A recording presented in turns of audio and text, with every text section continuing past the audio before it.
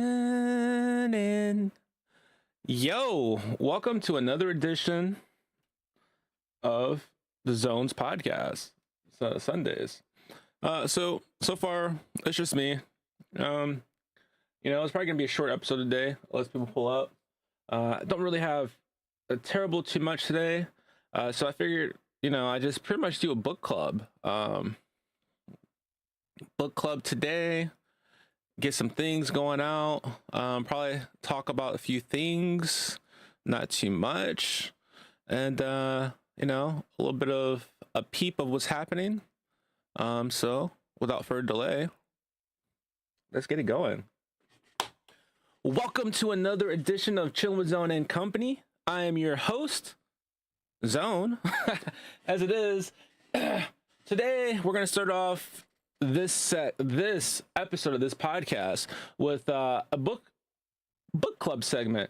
For those who don't know, I am extremely dyslexic, and I don't like reading a lot of books. Let's be honest. All right, I have, if you go through my emails, I go through my emails on a regular basis, but I have probably over 30,000 or more emails that need to be deleted.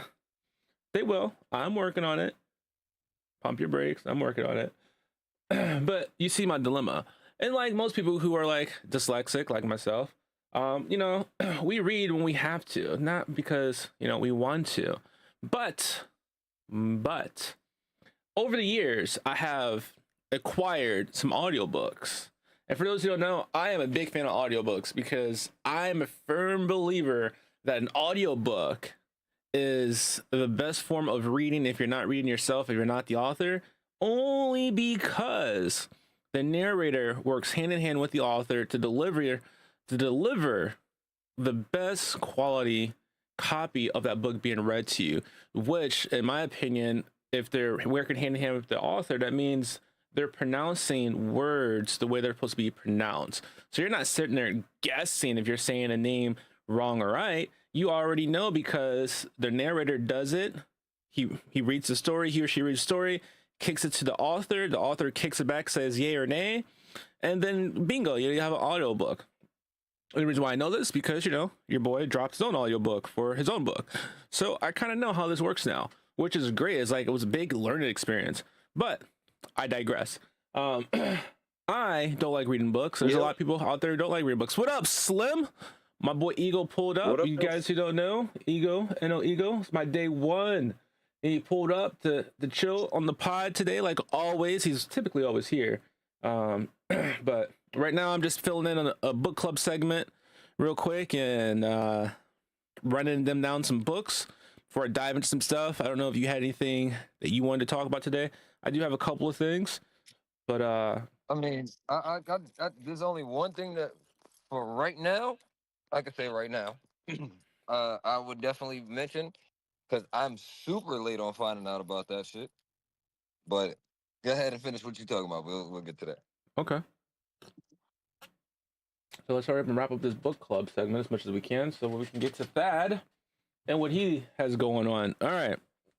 So if you don't like reading books, you want to listen to audiobooks, that is the best form in my opinion. But we're going to start this book club section. We normally start with my wife. We're going to start with myself today.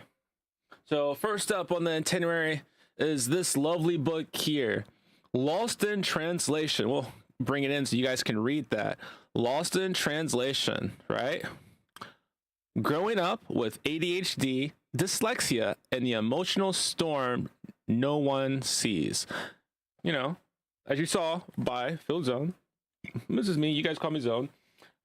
It's like a little memoir of, a little bit of my diagnosis, some stuff I went through growing up, from my perspective. This book is extremely my perspective on a neurodivergent mind type. It's not for everybody, all right? Age groups from 16 and up, typically. But primarily people who are going to want to look at it or curious if you have friends who are dyslexic, ADHD, and you're kind of probably wondering, how some of those minds work, because, stuff like grasping at straws and whatnot, and trying to think you can bend someone to your will who is, has these neurological issues. this right here will help a little bit explain. It's it's a hard. This one's a hard copy. It is also available in paperback. It's only about inside the book. If I was to open it, about 70 something pages long. Not terribly too long. It is also available on Kindle and Audible. If you have Kindle Unlimited, you can read it for free, which is great because I published it through Amazon and got a sweet deal for people who wanted to dive into someone's mind that has ADHD and dyslexia. So it's pretty sweet. And then if you don't like reading, like we clearly stated earlier, I also have you covered. This book is available on Audible. If you have Audible, you can buy this book for credit, or you can use your other credits to get it. But this book is great. It's a nice little dive, a little insight of someone who has both of ADHD and dyslexia. Kind of lets you know what they might be thinking slightly, or how their mind may somewhat operate. Again, it's my experience. A lot of us are very different, extremely different. So what works for me, it might not work for the guy next door, the girl right next to me. It's just a hit or miss, you never know. But this will kind of help you get a better understanding and grasp of how those mindsets work. So again, if you want to check that out, you can find that one on Amazon. Again, you can buy it paperback, hardback. Check it out on Audible. And it is also available on Kindle. Rolling right over, we have a new book coming out. My wife wrote a new book called Mikey's Halloween Adventures. As you guys see, it is a nice book. I've actually came across some kids who have actually got the chance to read this book, and they were so excited when they found out my wife wrote the book. They became super shy. Like, they were talking to me, and as soon as they found out that I was married to the person that wrote their favorite book, oh my God, you should have saw these kids like little mouses hiding behind their parents. Like, they didn't want to talk to me after that. It's like it looked like they were talking to royalty. It looked like I went from, oh my God, just another cool adult helping out, like, oh my God, my author of my favorite book husband is here. And it was but it was fun. I definitely enjoyed it. I loved it. Watching their face light up. It was definitely fun. It was fun. This book is available on Amazon. You can definitely get this on Amazon, or if you have Kindle Unlimited, likely for you, it is free through Kindle Unlimited. And step into Mikey's imagination, where Halloween magic comes alive. When Mikey puts on his superhero costume, the world transforms before his eyes. Pumpkin giggly, ghosts dance, and moonbeam light the path to the adventure. With his brave heart and endless imagination, Mikey discovers that spooky can be silly, and that courage shines brightest in the dark. This is a great addition to the series that she started, called Mikey's Magic Adventure. Oh, hold on, let me add it here. Hold on. Mikey's Magic Box. There we go. Bam. As you guys see, this was the first book, Mikey's Magic Box, right? First book. And then here's the second one.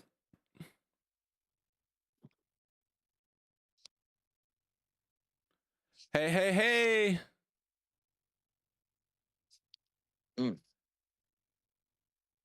Hey. Hope you guys check out these books. They are great. These are amazing books to check out. So if you guys love this for kids, and like I said, this is a series that has started. Read it to you, and you want a lot. I got you. Not today though. Not today. This is the podcast. So this is my podcast session. So I'm pretty much promoting these books. So if you want to ever pop up and sit on my Discord and I guess get involved with the podcast, let me know. I can always You want to hear me read it? So Puerto Rican Ashley is on it right now. Facts. He is on it. Want to hear me read this book? I can read the back. Llama llama love the drama, goddammit. How about that? There you go. But There you go. no, this is a good book. These books are great. I'd say definitely check this book out. Both of them. There's more. So this was the first one, Mikey's Magic Box, and then here is the second one. Yeah, of course I'm being lazy. I'm also severely dyslexic, so like I've said before, I don't like reading a lot of books myself. I'm more of the audible book type, which is crazy because I wrote my own book. If you missed it, Ashley, I wrote my own book. But yeah, it is it is an acquired taste. All right, and then if you are a woman and you If you are a woman, is crazy. if you are a woman and you love drama books, we got you covered there too. All right. So she wrote one that's called Almost Yours, Celine. Now, mind you, again, you know what yeah, we'll get there. We'll get there, Bob. Calm down. Calm down. Go drink your coffee. We'll get there. So this one, Almost Yours, Celine. It's a nice, healthy book. I'll read the back of this one. For anyone who has ever known betrayal, longed for love, and dared to believe in second chances, at most, Almost Yours, Celine is a heartfelt, slow burn romance that will stay with you long after the last page. From people I know who've read this book, they love it. Take it for how you love it. I am working to try to help get this book converted to Audible, though. So if you are, a narrator and you are, looking for books to narrate and you want a first project to sink your teeth into, hey, be looking out on ACX where, we do a lot of the books to get transformed into Audible. Hey, be looking out for this book so that when it comes across the page, you can submit your request to be a narrator for this book. All right, move on to the next one. The next one is Left Unread. Again, both of these books you can buy on Amazon and you can get them on Kindle. And if you have Kindle Unlimited, they are available. No, I did not write these. My wife wrote these. I do not my cup of tea. No, definitely not. But they're really good. I've only wrote one, which is this one. This is the only one I wrote. I plan on writing more. It's gonna be more horror, fantasy. Actually, I think I follow you too. Now think about it. I think I follow you as well. I think I followed you back. I gotta double check. I'm pretty sure I do though. But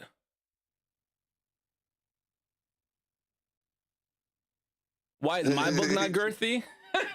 Because my book is so here's the thing. I could have made my books coming over YouTube, bro. Huh? Are those No, chats Kick. coming over YouTube? Kick. Oh, Kick. okay. Yeah. I'm like, these So- they not showing up on the side. Like, So where are they coming from? yeah, I forget I can see multiple things. So my book is not girthy only because my book is, if I made my book super girthy and long with a lot of more experience that I've gone through, it would probably diminish and take away from the actual point of the story, which was trying to give a glimpse and look into people who have ADHD and dyslexia of how their mind works. Now, I could have made a book that was probably 3 times bigger than this because I have tons of stories I can tell, but it would have dragged the book out and people probably would have lost interest. So I tried to keep it short and sweet while putting in some important educational facts about people who have dyslexia and ADHD, while also notating my own experiences. Yeah, pretty much. So, when you do that, you don't want to make it too long because then people will probably lose interest. If I made it this girthy here, I would probably never sell any of these books, because if you're in that mindset, in that category or genre, no one truly wants to read someone's like biography or memoir They're just talking about all their issues that that they experience. So I think the length that I have it is good. Uh, could I possibly expand on it in the future? Because I could always do like second edition, third edition, where it makes the book longer. I can always do that, and that's always a possibility. Now, if the book definitely takes off and people want me to add more to the story or to the book to make it bigger, eventually I'd probably sit down and do that. But as of right now, I think for the amount that I put into it, I think I did decent. I mean, it gives people enough to get them interested into people who have neurodivergent minds, versus reading it and be like, man, I don't want anything to do with those type of books because it was just too long. So I try to keep it interesting. I try to draw people in to help them connect, and that was really the aim for it. So I'm hoping I delivered on that. But Left Unread, back to Left Unread. This book is also available on Amazon and available on Kindle. If you have Kindle Unlimited, these books are free. You can check them out and free and read them for free. Just leave a review. Send you the thing on. Is it the same name on IG? Let me see. I got you. I can do that real quick.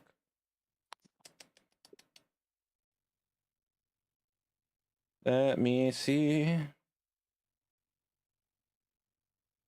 I'll send you the links to them. All of them.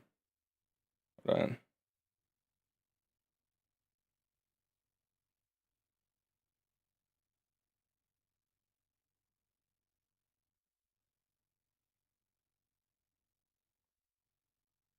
Oh, I spelled that wrong. No, I didn't.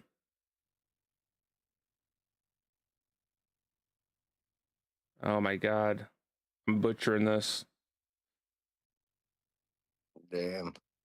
Zone out here figuring it. Do you have underscores under your name? Yeah, I was about to say that. There we go. I was typing in the wrong shit. See we go. And for those who know, I just made my Instagram public, so that way I can actually start capitalizing some stuff because I've lost on a lot of opportunities. I've noticed keeping it private for a very long time. Lost out a lot of monetization opportunities. Got you. I think I found you. All right. Let me go through here real quick. I have a thing that has all of the links.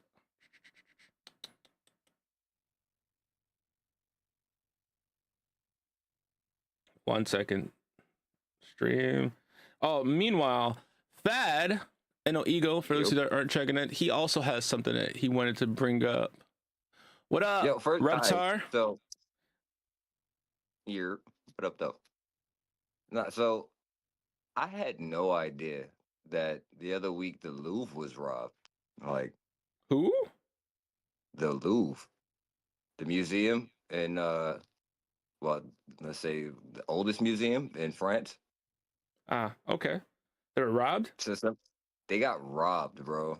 Like they was hit with power tools and construction. Damn. Like they went in there going with the whole concept of all right, we're gonna be construction workers. So they went rented a fucking electric power lift, used the truck, positioned it right above like a balcony area. They went up and fucking entered the fucking premises using power tools, cut through the glass to steal some of the most known for oh shit, drop my weed.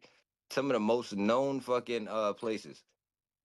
Yo, no bullshit. I mean, crown jewels and shit from the known places like India's royal family jewels and shit.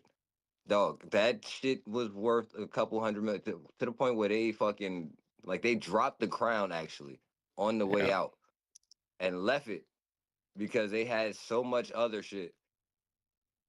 Like they did leave the Mona Lisa, but they brought everything else that they could grab. And mind you, they did that shit in broad daylight. People are in there as they're robbing the spot. They escaped with their own vehicle. Like they still are gone. They have not been caught. At least not yet, to my knowledge. I'll check back again. But Huh. yo, that's insane. That they was able like, yo, you know what? We gonna catch this heist real quick. Let's make a couple hundred M's real quick. All right, bet we can do that. Steal the crown jewels of India Hold on a and just second. make off with that. Was there like a conspiracy about this? Oh no! See the conspiracy shit. Here we go. Here we go. Here we go. I'm back. I'm ready. I'm back ready. So first and foremost, roll it right into the conspiracy theory. we know that the aliens are black. Yeah. They know this. All right. They know for sure, apparently, that these are 8 to 10 foot black people that they're seeing. So if that really is the case, all right, is that part of the reason why they treat black people so fucked up? Because we're actually not from here whatsoever. Like we're aliens to this planet. That's why we're the most natural. We don't have any diluted DNA type shit. It's nothing wrong with our shit where we don't have any parts of animal or like Neanderthal DNA whatsoever. Is that why they treat us like that? I just want to know. Because if these aliens are supposedly arriving in So, November, hold on. Ashley said that was planned. There was no way they noticed that in the broad daylight. By the way, I know you can't see it, but I can. So I'm letting you know. I really can't see the little chat that she puts. Maybe it's just you probably have it going through. Can you see the stream right now? Mm-hmm. You see you on it? Earlier. That's about it. You don't see you on it now? Pop and lock. Nah, that's a pop and lock. Oh, you talking about it? Yeah, I see the Discord, like the Discord convo pop up. And to the right of that, you don't see the conversation that says live chat? And it says Puerto Rican Ashley, Reptar. Yeah. You see it there though. Mm-hmm. Oh, so you can see it now. All right, perfect. I'm in the middle of rolling up at the same time. So. All right. No, that's the first. I mean, I don't watch the news like that, so actually, it's the first time I heard about it. Just because I don't follow the news too often. I'm not gonna hold you. I care less about the news half the time. Yeah. But I mean, that's just me. Again, you know. But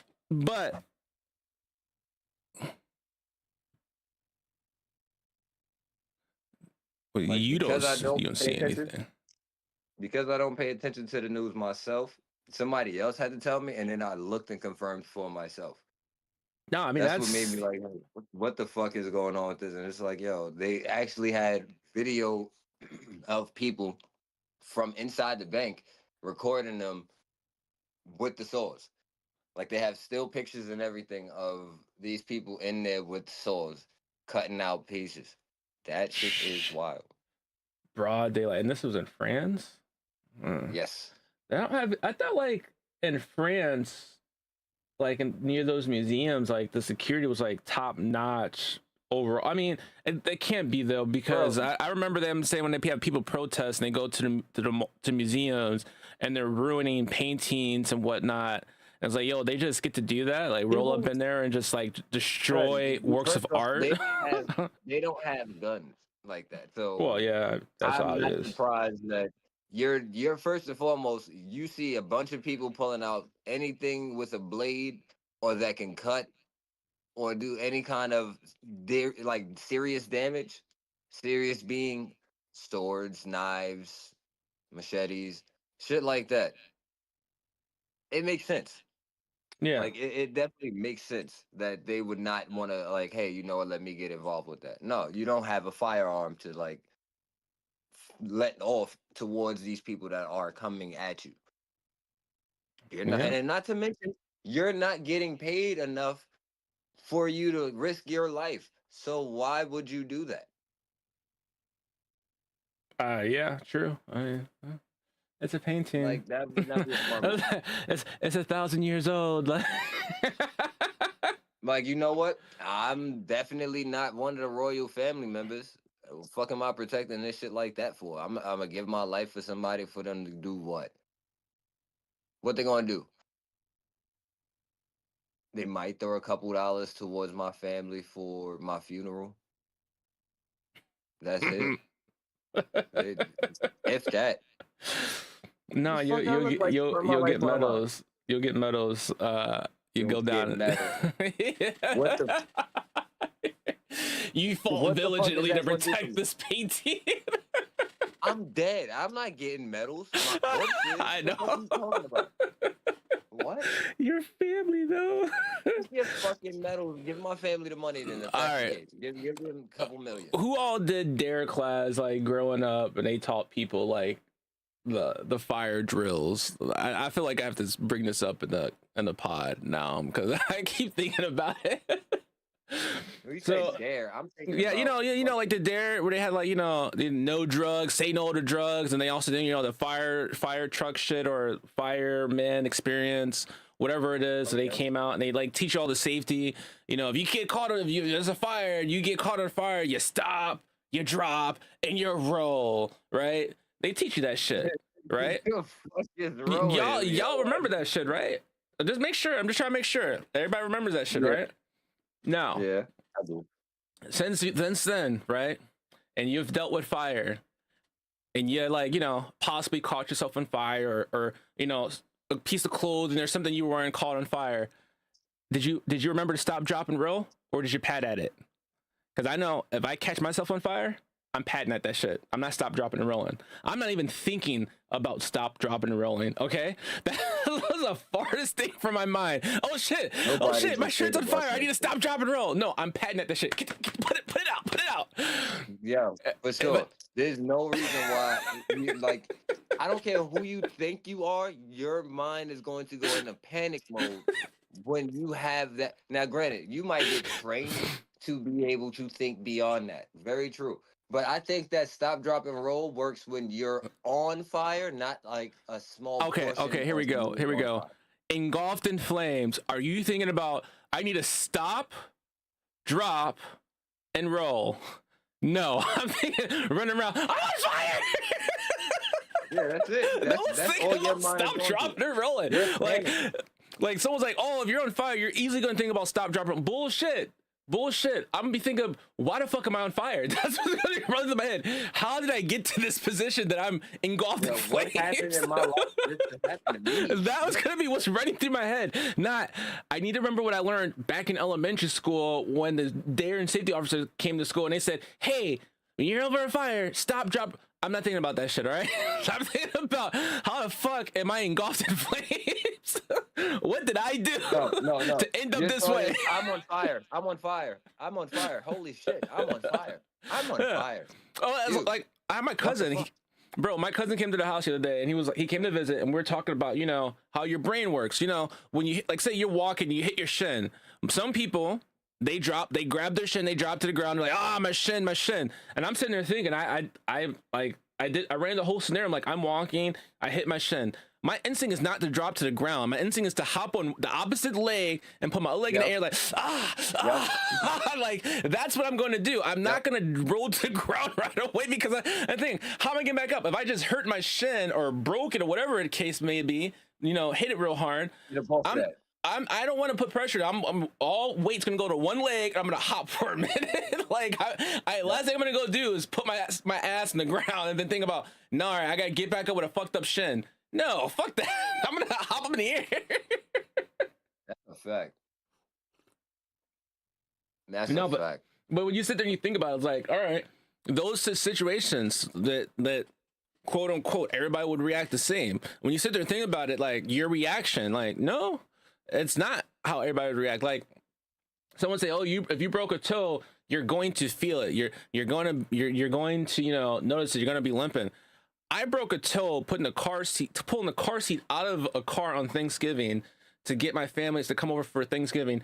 I broke a big toe with a toenail coming up, and I walked around on a broken toe for like 2 weeks before I knew it was broken. And then I went to the ER because I was in pain. They're like, "Yo, this toe's broken. Like your big toe is broke." Like, I'm like, "Really?" They're like, "Yeah, but you've been walking around it for so long now. It's just might as well just let it just heal the way it's healing." And I'm like, I just thought it was small discomfort. No, you broke that bitch. Oh shit! Yo, Like not everybody's mind same, works the same. same shit happened to me. Honestly, Go Skate Day 2011, June 21st, 2011. All right, He said, "Go I'm skate out day." there. Yeah, National Go Skate Day, for real, for real. That's everywhere in the country, actually in the world even. Motherfuckers go out and skate. Like, that's just what they do. Motherfuckers in New York, niggas will That is just bomb. what they Niggas do. bomb the bridge, bro. We are on the bridge, taking over the Yeah. driving side, gunning it down the fucking hill, like hundreds, if not thousands, of people just skating down the whole Brooklyn Bridge, shutting traffic down. That's Yeah. it. Like going to parks, going park to park.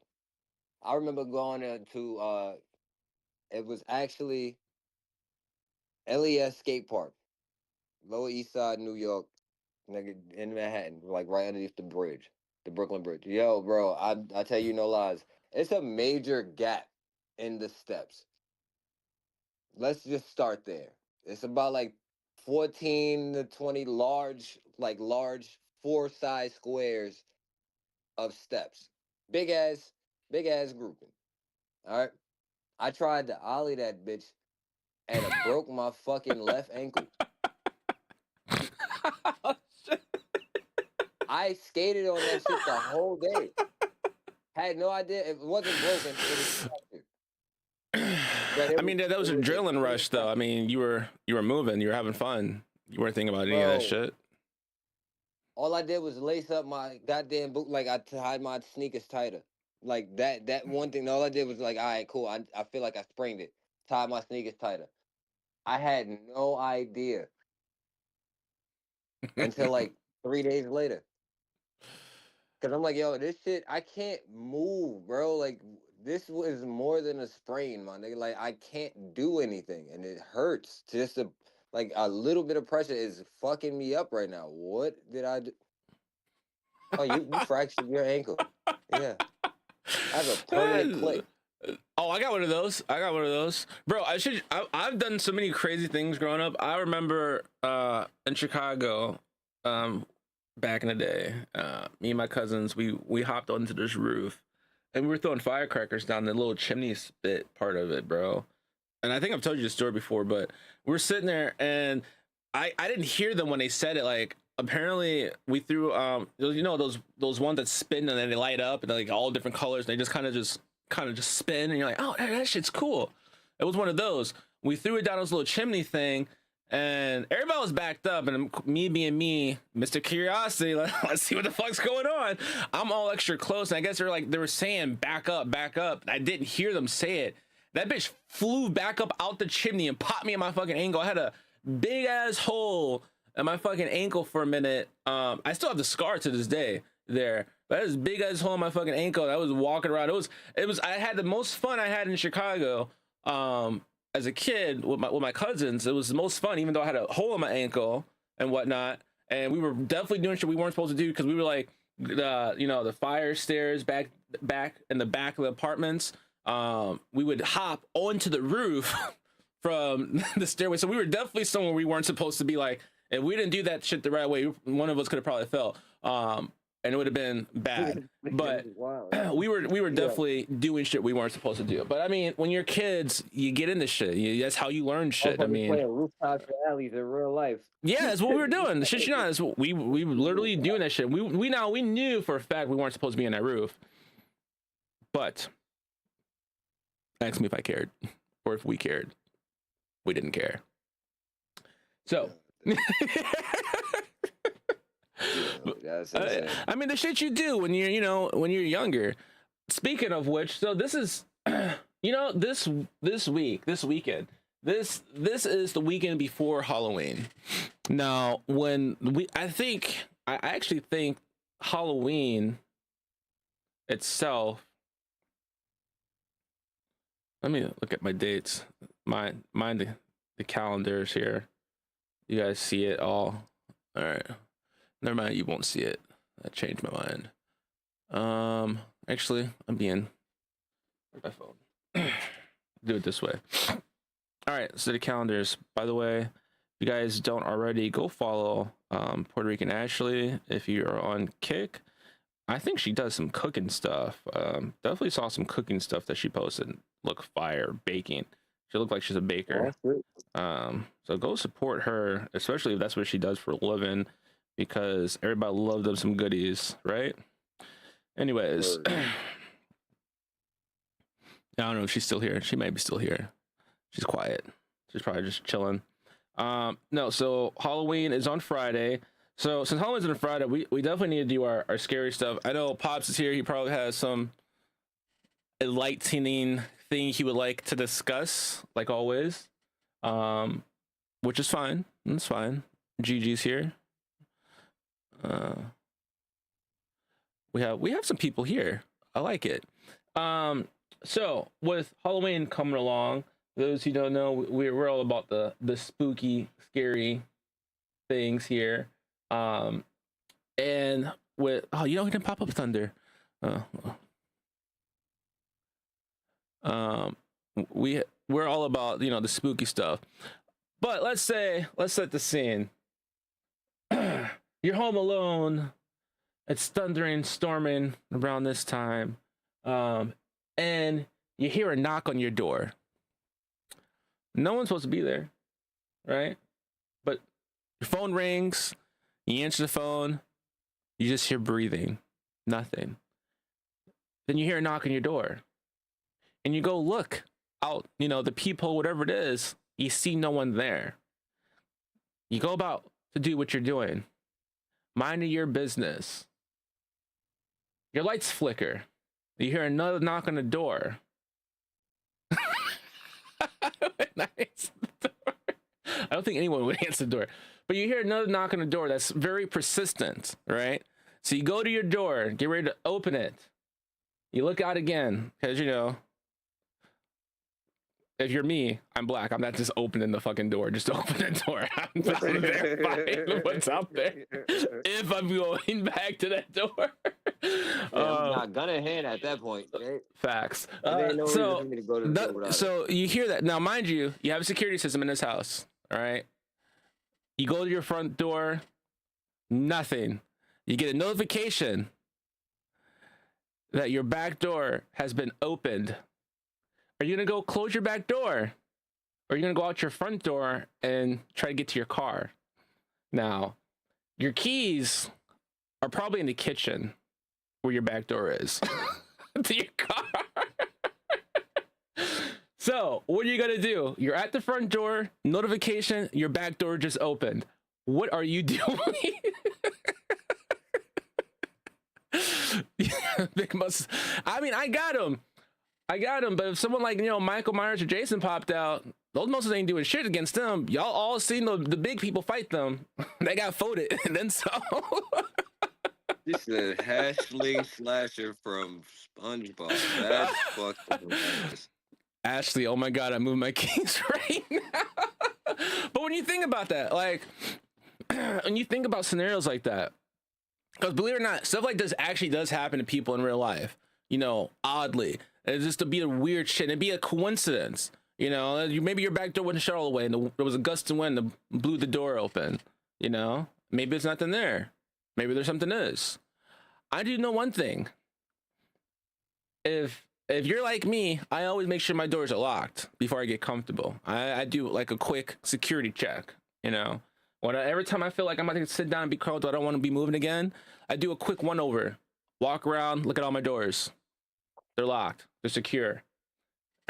So if some fuck shit like this starts to happening, right?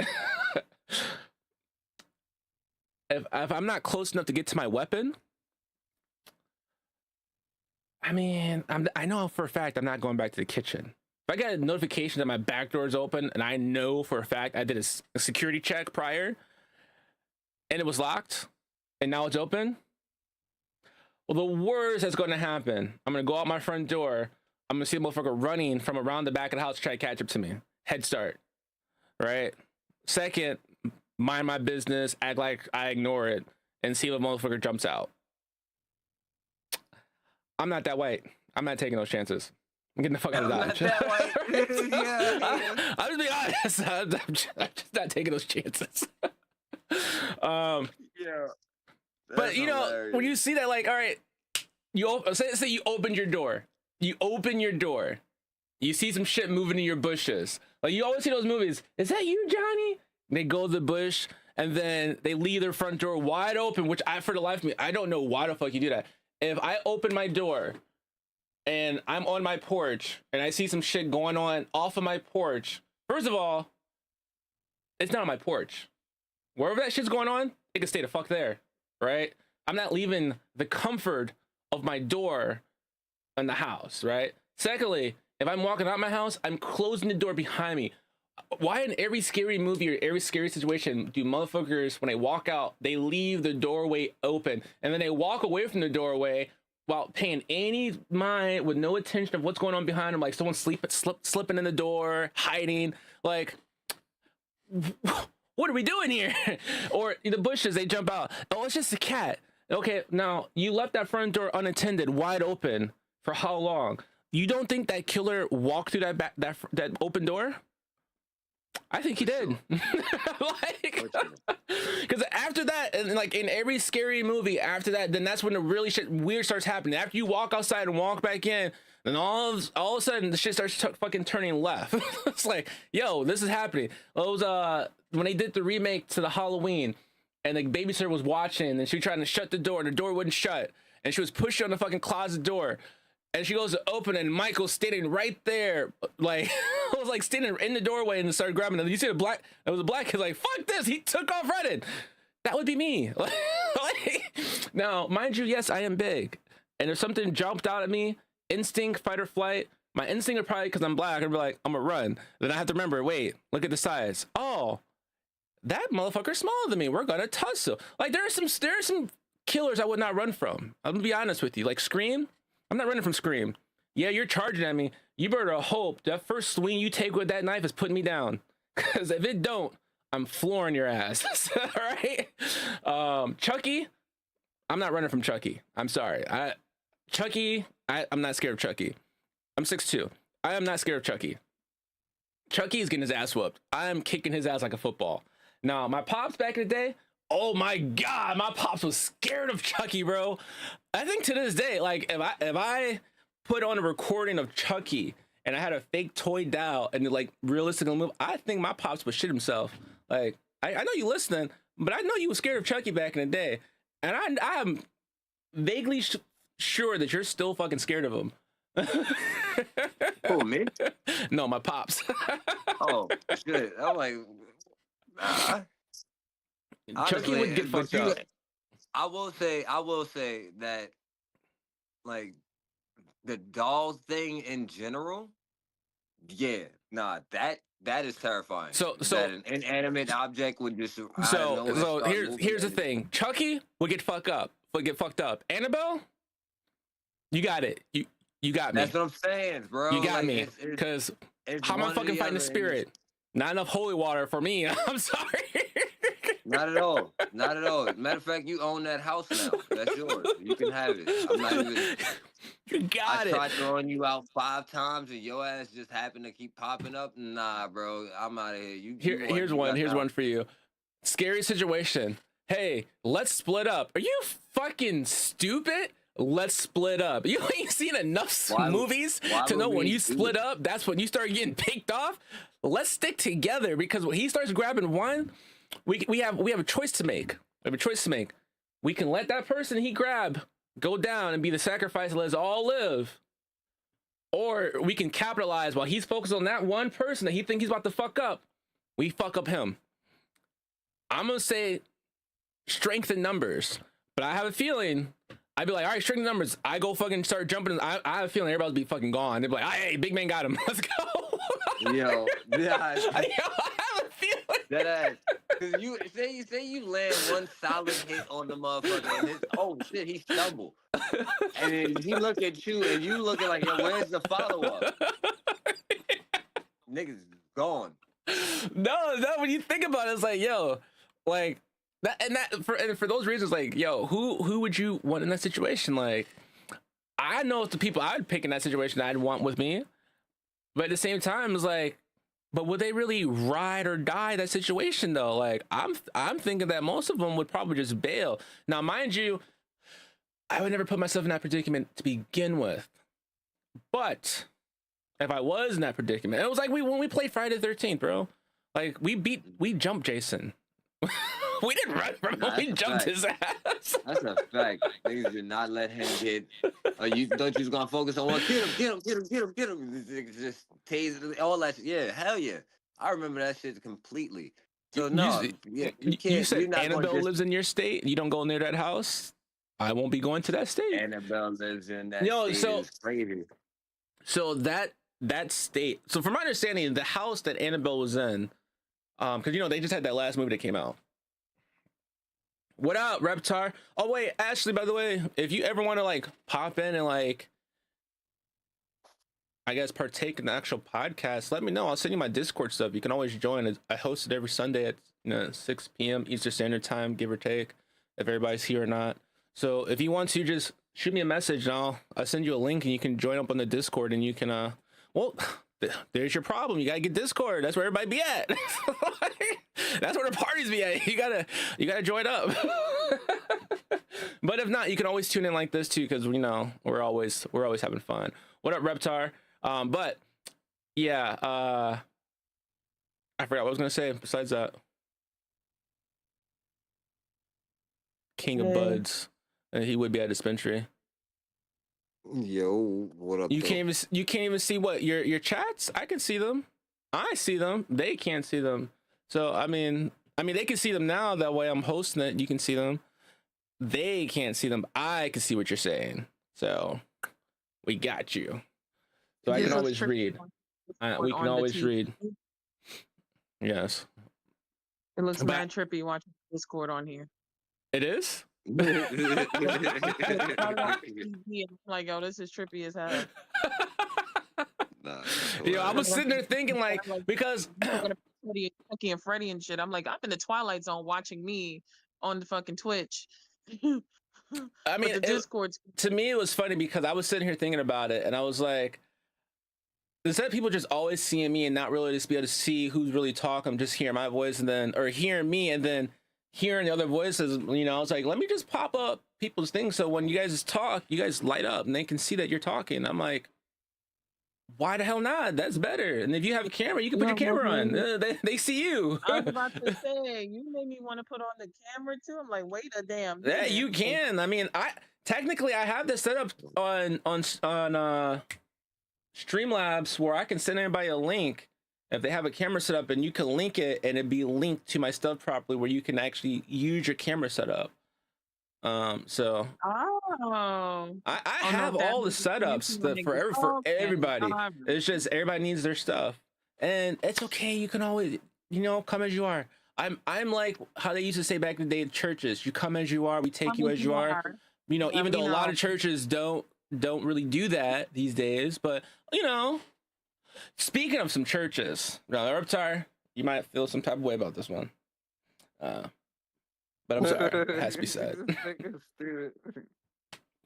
I saw this post, and it was about churches. You know how the church, you give your tithes, you pay your dues, and blah, blah, blah, and the church. And nothing wrong with churches, people are, freedom of speech, religion, what all that case may be is. People have their preferences, which is cool. It's cool. But I saw this video, and I'm sure you're not a hot mess, but I saw this video, and it was this lady. She was like she gave $1,200. She was like, I'm giving $1,200, and then plus some, and like she was up there with her kid, congregation and doing this thing, and then I think it was the pastor, whatever, bishop, whatever you want to call him. It was like he's at $1,200 and plus another $1,000, and it's like, oh, well, that's not enough. I want you to give me what they give me. Are you fucking kidding me? Like, this is a church. Like, you're You talking about taking. the lady that was embarrassed in front of Yeah, everybody? I was like, I saw So that comment on the they post. I would have been follow like, you. yo, pastor, let me see that check. I would have took that shit and walked right out. Like, the fuck, like, kiss my ass. Like, I would have turned super fucking rude. I would have turned a fucking Well, a there was nice. an update to that video. The lady was like, it wasn't that deep. She said it wasn't what you think it is. It was taken way out of sorts. It don't matter. the Yeah, it wasn't that deep. Like the way he did it was not supposed to be received as such. It's just, of course, how he said it is going to seem ridiculous. It was ridiculous. I saw it, Yeah, it but was very she just. I mean, and then I saw responded and another one said where they told the she ushers to lock the responded and said it doors. wasn't that. I saw another one where they told the ushers to lock the door because they hadn't got the That was amount of money Marvin that they Sapp. wanted. Huh? That was Marvin Sapp. Yeah, I was like, what? I would have been so fast. I was like, this is the last time I'm coming to this fucking church. This is the last time. People and robbing them, that's crazy. And you know, Lord, nah, bro. in my belief, like, I'm all for people going to church and doing their thing, but I'm a firm believer. Your body's your temple. And all churches, all religions are man-made. That's been proven. They're all man-made. By that sentiment alone, if they're all man-made, why are we donating to a temple that's not ours? Your body's your temple. You donate to you. Given to yourself. The Lord would be happy. I mean, I'm just saying that's what it is. You shouldn't be donating to another man's temple because that church is man-made.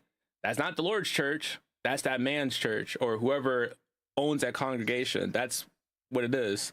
So, what am I doing tonight? I don't know yet. What do you guys have? What do you have planned? We're here. Are you streaming tonight? We're here. We're here. We're here. We are here right Listen, now I at the need moment. help. I need help in Borderlands because I'm in the terminus range, or I call it terminius range. Oh, you listen to my So book I tonight? Oh, let me know how you like it. Are you able to do the read? I'm sorry, Reptar. Are That's you able fine. to do the? Were you able to redeem it? This is one of the first people I gave a redemption code to. That was popped in onto the podcast. Wanted to listen. Miss Puerto Rican Ashley. She got a redemption code, so I hope it actually goes through. Hope you enjoyed the book. Let me know. If you don't like it, that's also fine. Like I said, neurodivergent stuff is an acquired taste. So it's not for everybody, which I am perfectly okay with that, and I fully understand that. It is definitely not for everybody. But there are a lot of people who will probably relate or, know someone who goes through that or see some similarities. And probably like, if they don't know that person was diagnosed, probably like, maybe, because a lot of people who are dyslexic and ADHD go undiagnosed for years. I didn't get my diagnosis until after the military, and I was like, I think 32, 33 when I finally got my diagnosis. So I mean, you can go for years without being diagnosed. And when I got diagnosed, I was always told, yeah, you shouldn't be going to college. You shouldn't be doing this. You're not going to make it. I'll have you know. You shouldn't be is crazy. Your boy is a double major accountant with a business administration degree. So just because you are severely dyslexic or have bad ADHD does not mean you are dumb or incapable of finishing things. You might have to put forth a little bit more work to get to your goal and achievements, but it can be accomplished with dedication if you really want it. So don't ever tell someone that don't let anyone ever tell you that you can't accomplish something, because you can. How did they test me? It was like a 8-hour test. I did at the VA. I got lucky. And they did the test for me. It was a very long, strenuous test. I tell you that. I had to go back twice for it. It's much easier to get tested when you're a child. And it's also, most people don't realize that dyslexia is hereditary. So if you are dyslexic, there's a possibility that your kids can have it. It does skip, but it's rare. It's very hereditary. And when you figure out what your clues and signs are, typically it's easier for you to kind of spot someone else who may be slightly dyslexic or full-blown dyslexic. You can actually spot them a little bit. Now, rather they'll like to admit it or go get tested. It's a whole different story. But typically, when you realize that you yourself are, so in an early age for kids that are young, one of the big thing that most of them notice for dyslexia is delayed speech. That's a very big thing. Not saying that every kid that delays speech is going to be dyslexic, but it's a very big thing for dyslexia. Spelling stuff, like even me, I can look at words that I know for a fact that I know, and I can second guess if I'm spelling it the right way. Which is sad because the way the mind works is that even if you do know it, your mind will tell you it's wrong, and you'll be like looking up spell check, all the crazy stuff trying to figure it out. So delayed speech, spelling, if your kid walks on their tippy toes quite a bit when they're young, could be cause for ADHD, dyslexia, or autism. And this crazy thing is that they all kind of run on a similar type of spectrum. So sometimes you can be mixed diagnosed if you have one or the other. It's it's very interesting, to say the least. But it's definitely worth the test. If you, especially if you have kids, if you think your kids have it and you have the opportunity to get them tested, I strongly recommend getting them tested, because it's not like they're getting a shot or anything like that. But you always want to put your kids first and make sure that your kids have the best opportunity that they have to succeed on a slight chance they might have it. My daughter does not. One of my kids do not have it. One of them I definitely do think they have it, but one of them's on the spectrum. So what I thought at one point was possibly, dyslexia or an ADHD, and they still show some signs of like ADHD, but they show more signs of being on a spectrum than anything. So, but that's not saying that, and girls. So what I've also found out that most girls who have dyslexia, apparently they're able to mask it very well, which is, I guess, alarming, because if they're struggling, they mask it so well they don't even realize that's what it is. But a lot of girls do have dyslexia, but they're very good at masking it so you don't realize that they have it. And like I said before, there's many forms of dyslexia. Dyslexia doesn't just affect your reading and writing. It affects how you hear stuff, how you see stuff. It affects your coordination, believe it or not, your hand-eye coordination. Dyslexia actually has a part of that. So yeah, true. I definitely could speak to that, because as I put in the Twitch channel, like I was tested when I was younger. So my brother, one of my brothers, rest his soul, who passed away on my father's side, he was full-blown dyslexic. He had D's and B's was backwards, like the old school dyslexia. Then for me, spelling, I could spell like a freaking college kid, and spell everything, was winning spelling, was getting hundreds on every spelling test in first grade. It wasn't until I think maybe like second, third grade, something like that, that I wasn't able to understand what was being read, or what I was reading. Basically, like I could read to you like a girl who went to church and knew how to do the plays and knew her lines, but comprehension was not the wave.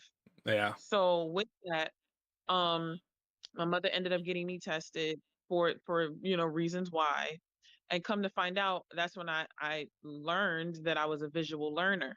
Abstract was not my strong suit, which is technically another form of dyslexia. It just wasn't called that at the time. This was before they had the kinetic learners, the visual learners, and the other. This was before the top three. They had those learners, literally right before. And so with that, it's like, even now, as a 32-year-old, I can tell when I relapse. There are times like I will not touch a book if it's too much going on, because it's hard for me to comprehend right then and there. I'm not saying that it goes back to like when I didn't know anything. I can still do stuff. I'm sitting here like you with degrees too, masters in business administration and music. So, Yep. I'm more the artistic form. but at the same time, I can go in a clerical office and organize your entire office and be anal about it with OCD. So it's like I empathize because not everybody does get tested. And I was even told like it's probably more stuff I just don't know. Yeah. So luckily the baseline of it. So that way when I did my college and stuff, because in grade school they was like, you ain't going far because you dumb as hell. And I was like, great, watch me work. Clearly I worked enough to get two or three of these books in here because you count kindergarten, then you got high school, then you got bachelor's, then you have your master's. So clearly we're doing something right. So And to I all think those people that's who one thing thought we that were gets stupid, me. all those people that thought we were stupid and dumb, you probably have an IQ level of a mouse. So just know that it is workable. It becomes a constant challenge when you get older, but it's more so like at least you know what the problem is and you know ways to fix it. I would have to agree So with you, yeah. Ashley. That's why we are typically are good at everything. But Reptar did say something though. The misconception of people who have ADHD and dyslexia or even autism that they're dumb and they can't do certain things. It's the biggest myth of all. Believe it or not, people who are dyslexic, um, ADHD, even autism are extremely smart for the most part. Is the delivery method. And it's the way that we learn. It's the way that we, deliver our information. It's just a different way of thinking. A lot of us are, we're not, let us read the instructions and figure it out. We can do that. It takes probably a long time, double time more than ever. But you know what works best? If we have someone that says, "Hey, this is what you need to do," and instead of like, showing us how to do it, they let us do it one time. Typically, that's all it takes is one time of us going through it ourselves, actually going through the motion, and half the time, typically almost all the time, we'll never forget it again, and we'll probably be the best at it because how thorough we are in our mind. Because it's not so when you're doing it or we're doing it, we're telling us, for me at least, I'm telling myself the instructions as I'm doing it. I'm doing it like 3 times. Are you physically doing it? I'm seeing myself doing it. I'm hearing you say it, so now I'm repeating it in my head when it's to be done. So I'm doing it multiple times, all at once, and that's how I registered. Like that's how I'm actually doing it, which makes sense. My mind is crazy. No, I mean that makes sense too because I have to make people repeat things to make sure I understand. It's like as they say, walk the green mile. I literally am walking the green mile with people saying, walk with me through this process so I understand what you're saying. Just like when they try to tell you, what happened on their side, but I'm like, well, walk me through how you got to this point in order for me to understand your side. It also goes into, when you're I assembling am. something. I need pictures. Give me a picture. I know that this screw go in this bar and this bar go here, and the lamp is supposed to be. That's how I did my lamps in my house. Because as long as there was pictures, I could get through it. But again, it goes back to, when Yes. people be like, "Oh, this is what I did. This is what's going on." I said, "Well, walk the green mile for me as to how you got here, so we can see if you actually right or wrong." And people usually tell me the right stuff because they know I wouldn't judge them for what it is. It's just because I personally don't understand what you're saying. Make it so if you're talking to somebody that just learned you today as to how far you need to explain this. Yeah. So as Exactly. long as there's pieces and stuff, it works out. So I'm appreciative of people that understand me, and I'm appreciative of people that can, sit there and be like, okay, well, Gianni is a little different. And they don't mean that rudely. They're just like, hey, she needs this, she needs that. When I'm at work, I made sure that they knew that I needed visual stuff or a template for me to understand what the heck y'all talked about today. Because training is not going to train me unless I have the paperwork. So it became a process to tell a lot of people what's going on, but at the same time, there are people that respect you for saying it, and then there's other people that call you stupid in a heartbeat. Just depends on what kind of setting you're in. The individuals you're around Yeah. are like it because different people I understand. Yeah, There's people with empathy, and then there's people who are just assholes. Oh yeah. Yeah. you took Or the words right out of my mouth. There are tons of them that are just assholes sometimes, though. But yeah, beggars can't be choosers. You get what you get. you talking about, bro? Huh? What y'all talking about? What were we talking about just now? Dyslexia Wow. and Well, others. basically, Yeah. yeah. People Yeah. at this point, it was talking about individuals being able to either understand and have empathy towards somebody, and enough to be like, you know what, hey, let me take the time to learn how to deal with this problem. Let me not just laugh, and let me let me see who this person is. Because if you just choose to laugh at somebody type shit, yeah, you're a bit of an asshole. Like you don't. I'm saying just because somebody might have something different about them does not mean that they're incapable of being understanding or having like just having some couth in general. But there's a lot of people who just see shit at face value.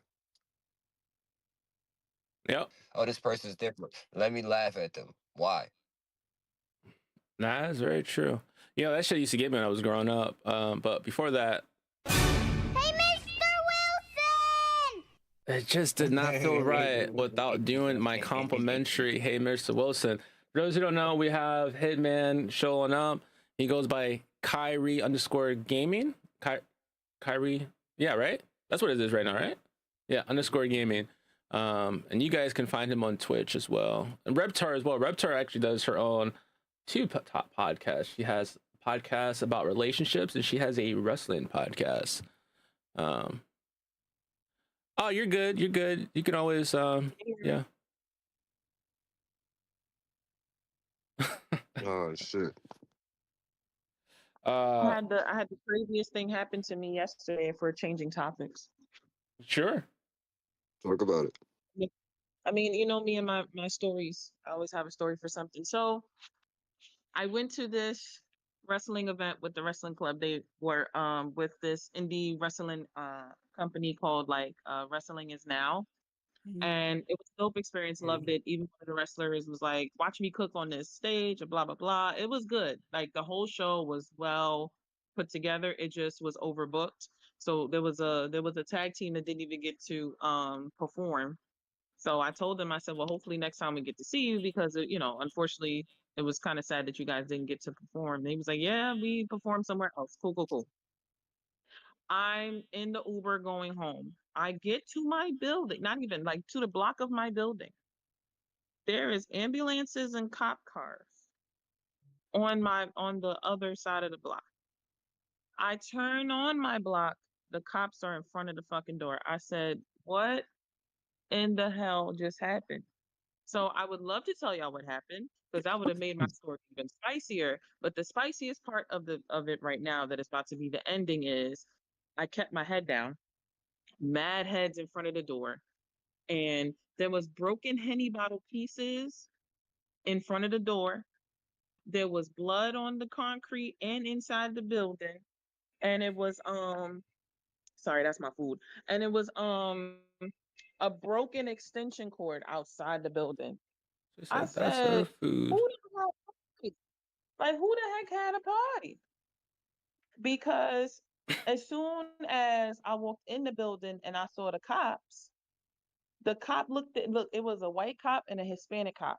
So both the white cop looked at me weird, and then the Spanish cop looked at me dead in my face. I said, "Oop, let me keep walking." My head is down the whole time. I just looked up because it was somebody right in front of me when I walked in. But I put my head right back down because I said, "I don't want no trouble. I don't want no beef. I'm just trying to go upstairs." I was like, "Who had a party in here and got mad?" And then here's my mother. You in your building? What the hell just happened? I was like, I don't know. So that's the story of the day. It was a lot. Because people when it was on a stretcher, people went to the hospital, people outside like, look at the extension cord. They took the cord and broke it. I said, well, what the fuck was y'all doing for him to break it? Like it was a lot. So that's my story of the night. Or for now. For now. Shit. Does anybody I got a have story. you have a story, Oh. Mr. Wilson? Oh shit! Everybody, drum roll, please. Nah, so I definitely I quit FedEx Saturday. Oh shit. You start your new job. So I start my new job this weekend. I silently quit 2 weeks Oh, ago, so that was all part of the plan either way. But nah, yeah, like I remember because this weekend, literally, or beginning of this weekend, technically Thursday, I came out of work and we had to go to a wedding in Albany, so we just went the night before to get to the hotel. You already know Albany is like a 2 hour drive from here, so I came like fresh from work, took a shower, and just jumped in the car, and pretty much just went immediately on a 2 hour drive. Got up there probably around 10:30 ish, like 11, like somewhere around there. But I originally called out like for this time on Friday, so I wouldn't be working on Friday. But this dude was insisting on making me come in on Saturday. Like little does he know that I've lined up something to quit this weekend, even though I have off. Like this is the last time you're gonna see my face. So there you go.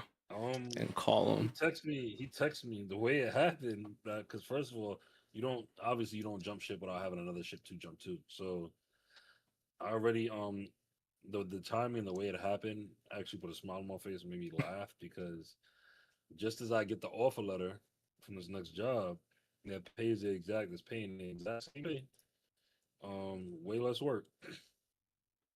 I accepted it. I filled out all the paperwork because I didn't even have to be in front of them to do all this. They were emailing me everything, and so right as I signed, the paperwork in the offer letter, this dude texts me, "Hey, you're off today, but you still got to come in Saturday."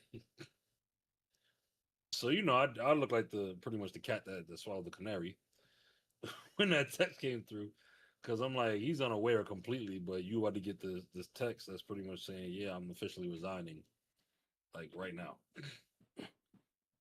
Yo, So, I mean, yeah, I guess that's but New hold York on, doesn't have that I'm law. gonna tell you why I didn't care though. I'm gonna tell you why I don't care about no 2 week notice or nothing, right?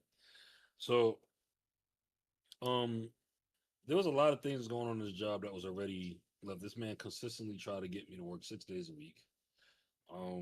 You already see what time I was getting home because when Yeah, y'all was online, I was pretty much I had like maybe 2 hours to play something and I'm going to bed. yeah. Barely had time for anything, and I would have to start work at 7 a.m. over there, be getting home at like 8 o'clock. You? So, mind you, we don't get paid hourly there. Oh, you get paid for when you Oh, they're start getting delivering blood from the packages. stone. Yeah. Yeah. No, not from when you're delivering packages and you clock it. You're getting paid by the day. Period. Yeah, it's It's daily salary. pay, but I mean that's how they average it. Like, quote unquote, That's your how they your save pay. money. Yeah, that your pay doesn't officially start until you start to your first delivery of the package, and then your day ends at the end of your day when you deliver your last package. Because driving or loading up the truck and driving to your first delivery and driving back from your last delivery, you don't get paid for that. That's on you time. That's your time. Believe it or not, Yep. that's time So, you don't get paid. And to me, I'm like, if I'm driving a company shit, I need to be paid for this. Like, I'm telling right. her, I'll leave that Here's bitch the funny there. part. So this is all the wrong things I saw. So I was already like from week one. I was already plotting my escape. That plot of my Like escape.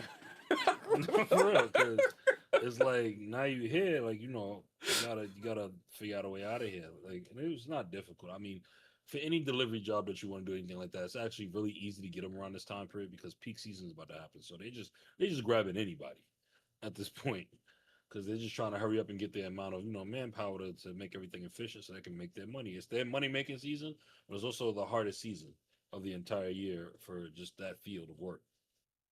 But and that's what made it worse. That's what helped me make my decision too. Because if I was dealing with all this nonsense and ain't even peak season yet, imagine.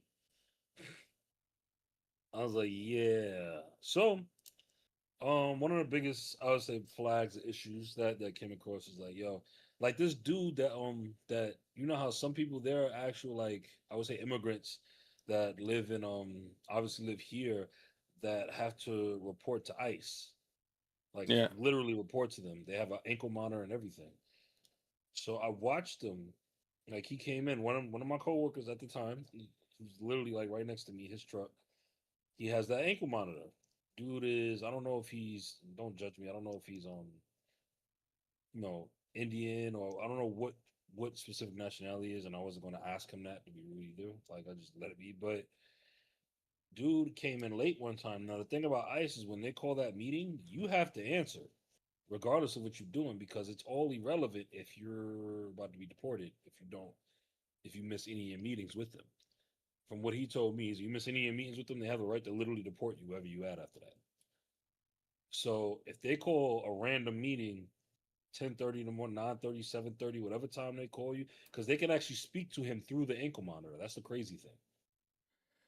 Like, they can ask him why you stopped moving for so long. They can see his movements. They can see everything. Why did I stop moving for so long? I was sleeping. I was taking a shit. no, but it you want me to depends keep on the moving while I'm time. taking a shit? No. It depends on the time. Like, if you're middle of the day, you're just sitting in one location for hours because you're supposed to be working. These are things in your paperwork. Like, you have to have a job legally. You have to do, something. So why are you sitting in one location, for hours? Like, they can see to that level of detail everything. Like, so, and that thing records. That thing hears. That's crazy to me. My thing's on your ankle. You can't even have a legitimate conversation or say. You can't even take a bath, bro. I've seen those. It's those ankle monitors are the same ones they put on the ones for people who are on home arrest, right? They can't even put it in the water. If you try to take a bath, why'd you take the ankle monitor off? I didn't. I'm just trying to take a bath. We're sending someone to your location right now. I'm being the fucking time. You're gonna see. I'm just trying to take a fucking bath. It's not my fault. This shit fucking whoever thought of those. Whoever thought about those ankle monitors back in the day, I think it's time for them to sit down with like a developer from like Apple, Samsung, Sony. So many things that are water. Bro, there's so many things that are water resistant. Why don't they have an ankle monitor now? As well. I mean, besides the fact it costs the taxpayers probably tons of money to do it, because I'm sure the taxpayers' dollars pay for those ankle monitor type shit. But still, if you're going to do it, at this point, be more efficient with it. Get something that's not gonna break as soon as you're gonna put an ankle monitor on them, and they're trying to do hygiene shit, which they should be able to still do, but then they can't take an actual shower or bath because they have an ankle monitor on. Like, they're just gonna be around with an ankle monitor, be asshole stinkiness until they can take that shit off. Like, no. Wait, listen to this is where I said the red flag was coming, all right? So I listened to my manager argue with him about this because he was 30 minutes late. Mind you, here's what don't even make sense about the discussion. We're gonna put aside the obvious reason why this shouldn't even be a discussion. He argued with him. He's like 30 minutes late, bro. You get there at 7:30 or 7 o'clock rather. You have to load your own truck. That in and of itself takes 3 hours. Depending on what your load looks like, you have to label every package. A lot of them packages is heavy, and you have to load it and organize it yourself. That already takes 3 hours. So you're getting there at 7, and you're really not leaving the warehouse till about 9:30, 10ish. Then either way, he still has the time to load his packages because his day is his. However long you take, however long you out there is on you. So, dude, but they're beefing with him about it. Like, oh, he's 30 minutes late. He told him like, yo, I had to go to an ICE meeting. Like, they requested a meeting. I have to go, meet with them. Why are you still giving him beef about that? Because the thing that bothers me about that is, you do realize if he gets deported, you just don't have a whole employee. Like, you realize, like, if he misses that meeting, he gets deported. So that immediately takes precedence over this job, no matter what, because he won't be working here in America at all if he gets deported if he misses the meeting. So I don't think the job being 30 minutes late is really such a bad thing if it allows him to continue to be your employee. If someone hit me with that shit, with that same thing, like, you're mad because I answered something that took priority of me showing up here, and it took 30 minutes that you're aware of. I'm like, yeah, exactly. I'm not arguing with that, but I would walk away like, all right, cool. I need you to sign this. I'm not signing that. Absolutely not. Because this is saying I was intentionally late when you know that I was called via this ankle monitor and I had to go here, which meant I had to not be here, which you are also aware. So it should have been already kind of an excused thing for it. And you want me to sign it? I'm not signing anything I don't agree with. I did that shit when I worked at FedEx, and they were trying to get me to sign some shit that they were trying to put up, and I was like, I'm not signing that. You or they said something. Yeah, they're like, oh, you're gonna sign this, you're gonna go home. I'll go home. Oh, wait, are you serious? Yeah, I don't sign shit I don't agree with. Like, I made that clear. Like, and sign this or go home. All right, I'll see y'all later. If you go home, don't bother coming back. All right, see you later. listen, here's the thing, right? So me seeing that was already a red flag. I was like, see, if y'all argue with him about ice, bro, then who am I? If I don't even feel well, you're gonna play that game. I already see where this is gonna go. I'm already the type that I see something, I see 10 miles down the road already. like what the potential problem is with that. The red So that's flags just how are my waving. brain. Yeah, that's what how my brain just operates. Like, I see this is gonna be an issue. I don't even want to play around like in this The area, minute but I'm just like, at the end of the day, it's like, all right, cool. That was already my cue. So I already started immediately after that happened. I started applying to locations, like several different places, off rip. Now the funny thing is that the next dude after that, the next day, he just quit. And then I hear them, talking. He's like, "Oh, I had like employees talk. He quit and he went back to Amazon." And I'm like, "Why y'all looking down on him?" But I interjected in that whole conversation. I'm like, "Why y'all looking down on him about that?" He's like, "Oh, because listen, if this ain't for everybody. You saying that like that's a good thing." I said, "You do realize you're getting paid by the day here, right? You do realize that you're being cheated. You're losing on this deal. You sound like an idiot. Like if you don't do basic math, I'm like, I'm here with you, but they don't tell you that until after you're working there. No, they So don't. it's like they be slick. So I already was checked out the moment I started working there the first week. I was already looking for something because I know better. I'm like, I'm not because anytime I hear a job that pays you salary, they're about to get blood out of you, bro. They're gonna get the Yeah. most that they possibly can out of you without paying you as so much as whatever they should. And here's this other slick thing that I saw. I'm telling you, I rack up, I pay attention to so many different things that most, I guess, employees or people will not catch or read or pay attention to for some odd reason. When you sign that contract that they make you sign, which is the offer letter, right? Stupid. you know, when they sign that offer that you sign that offer letter that they give you, it tells you what they're gonna pay you. It's everything that has to be written in black and white. That's actually fairly technical. That's Yeah. very technical. That has to be carried out. So when I saw the actual pay, I'm like, that's not what you said to me. So that's one. Already. So no. Here's the problem. So this is what he goes on and says. Oh, you get bonuses. So I'm mapping out everything he's saying. So you get bonuses, yeah, but those bonuses are not included in the actual check. So the bonuses are incentives, but not really incentives. You're paying people a bonus because they should be getting paid more than what's on this paper. You know damn well. So what you're doing is you're giving a bonus and saying we get bonuses. No, that's coming out of your budget to keep people here because people are gonna leave if you pay what's on that paper. Nobody's gonna do that. Yeah. Especially not for the way they're breaking it back. So then here's the other stipulation. If you work 4 days, you don't get that bonus. You just get the 4 days pay. If you work 5 days, you get this amount. I was like, oh, y'all slick. I said, yeah, yo. Like, y'all cheap as hell. Yeah. And each of them are different. Each of them are different. They all have their own like little they own little things like I shit you not, like there are some people that will go there and work a full because they pay weekly. It's like, and for most people, that's like the trade off. I'm gonna get my check weekly. Oh, no brainer. But the problem is, you go bust your ass for a fucking full week, and then it's payday, and your check don't clear, and you're sitting there, hey. Yeah, happened to you. I remember you like You said the check don't clear? Yeah, you believe it or not, believe it or not, those people who deliver those so FedEx does not own their drivers. They're contracted out to them. So those contractors are different companies. But let's picture this. You work a full week delivering all your packages. You being a good little employee that you are, right? Payday comes, direct deposit. You look, there's no direct deposit.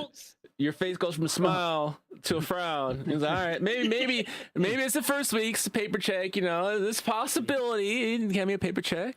Try to be optimistic. Get to the location. Hey, what up, boss? Try and get that check. They look down, start fidgeting. What's the problem here? I didn't get my direct deposit. I figured you gonna hand me a check. Maybe it's a bonus, Yeah, we don't got the check right now. No one got paid though. You're not the only one. Don't worry. We're gonna get you paid tomorrow. But I don't know why they say that. Like that means. yeah, it's like, yeah, don't worry, we're gonna get Like you paid nobody tomorrow. got paid. But- Okay. Yeah. And That then, sounds then they hear worse. what you then they try to fucking playgate you. It's like, but on another note, it's gonna be an easy day today. Yeah, you're right, it is. Cause I'm going home so I get fucking paid. What the fuck? Exactly. Yeah, it is. Like, I wish somebody would say that to me. It's gonna be an easy day today. Oh, But you're I don't- insinuating that I'm gonna continue working. I don't work for free. I don't know No. what you work at. No, you see, you can't negotiate the contract with them because you've already signed a contract. They would pay you weekly. The issue is when it's time to get paid, and they don't have the funds to pay their employees, and you're sitting there thinking, yo, I work 5 days a week, sometimes 7 if you're at a location that delivers on Sunday, and you know you're supposed to get paid anywhere from 130 to 170 or so a day, and you deliver for a full week about close to 200 some packages. That week you're supposed to be paid that Friday. You're expecting the fucking check to be told no one got paid. Don't worry about it. We're gonna make sure y'all get y'all check. Hopefully tomorrow. Hopefully. And then Alright, so listen. expect that person listen, I'll pay to load up a attention to truck and go detail back words. out. Like, nah, nah. you got me Bro, fucked no, up. I can't tell my bills. Oh, no. Hopefully, hopefully I'll pay you. Hopefully. No, Guess what that- won't be on? because They- But that happens though, and they won't let them That's the problem. unionize. Like, they're not gonna let them get a union. No, They like, won't. you know, at all because Yeah, it'll I'm just so destroy them. glad. I'm so That you glad dodged that you bullet. have- That's why I told you, Thad. Thank God. You was mad that you wasn't gonna answer back. There must have been a reason. 'cause bro, I've been there for a week and I'm like, nope. Immediately, you will not catch it. Thad, I don't think your body would survive the immense pressure. I know you do moving right now, Yo, but I'm telling you, bro. That's crazy. I'm not saying that in a funny way or towards you, bro. I almost died the first week and a half. There were times where I was sitting and contemplating leaving the truck where it was on the street and just leaving. 'Cause I was like, yo. And I took my hat off to them because there were people that were ordering just asinine things that were the heaviest things that made you want to question what you were lifting. Like, what is this? What are you ordering? Like, 4 boxes of essential water. bro, no. That I would rather that than what I was actually lifting. So the funny thing is, like, there was one lady. I swear, and this is what hates me when hates me. This is what I hate when I deliver to people. It's not a time to be jokey when I'm lifting all your heavy stuff. Because I'm pissed at whatever you ordered. Because people, like, in today's generation or what is going on today, people are getting immensely just more and more lazy. Like, they refuse to just go to the store and pick it up themselves. So they're gonna order the heaviest thing known to man. Is like, why didn't you just go buy this? You have a car. I just saw you park it while I'm delivering. Why didn't you just go pick this up? No, they want to order an entire couch set through FedEx. Or order an entire, like, just like the whole set of everything, and it weighs like a ton. My favorite part is when they see you at the bottom of the brownstones and they start preparing their door to open like you're about to bring it all the way up the steps. I'm like, and I'll leave it right at the bottom of the steps, and they go, and this is my favorite when they go, because I don't change whatever I'm doing. They the little shuffle of the like, like their brain is trying to figure out what to do now. You're gonna leave it to yes I am, because you have to think that out, bro. Have more Like, packages to do. yeah, like you have to think that out. Do you think you're the only person in this whole block of Brooklyn Park Slope area of like a brownstones that has a heavy package and you think I'm gonna walk that? If I did that for every stop, do you realize that I would never finish my shift? It's like, Yeah, but there's no you'll get a thought. call later. Everybody's Like, everybody's- why did you take this long delivering your packages, bro? I've got that before. yeah. So it's like there's no thought pattern to that. Like, people, and it's okay. It's understandable because a lot of people are just in whatever bubble they're in at the moment. So that's one. But just let me digress back to the point of what's going on with FedEx itself with a lot of the issues. So, FedEx is the issue. no, yeah, it's their organization skills horrible. Oh, we lost Horrible, bro. Reptar. She's probably gonna come back because he probably was talking. Yeah, the organization skills horrible.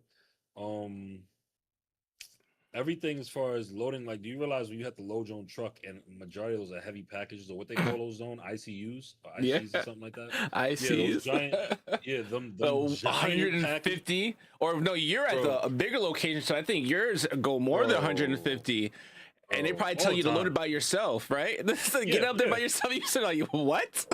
All the time. So you're The spending box 3 says hours teamwork. Yeah. Understand. That's what they want you to come 7 in the morning for. Is to load your own truck. That's a workout in and of itself for 3 hours straight. That's what you're doing for 3 hours straight. And then it's like, all right, go ahead, get out there and deliver all that now.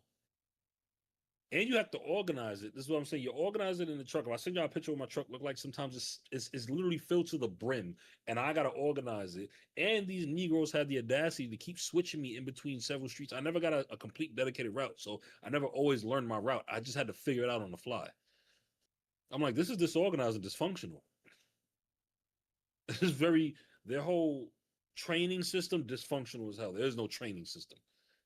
You just learn, you're paying attention when you're asking what everybody else is doing, and you just learn as you go. I was like, damn, y'all make this much money and y'all suck?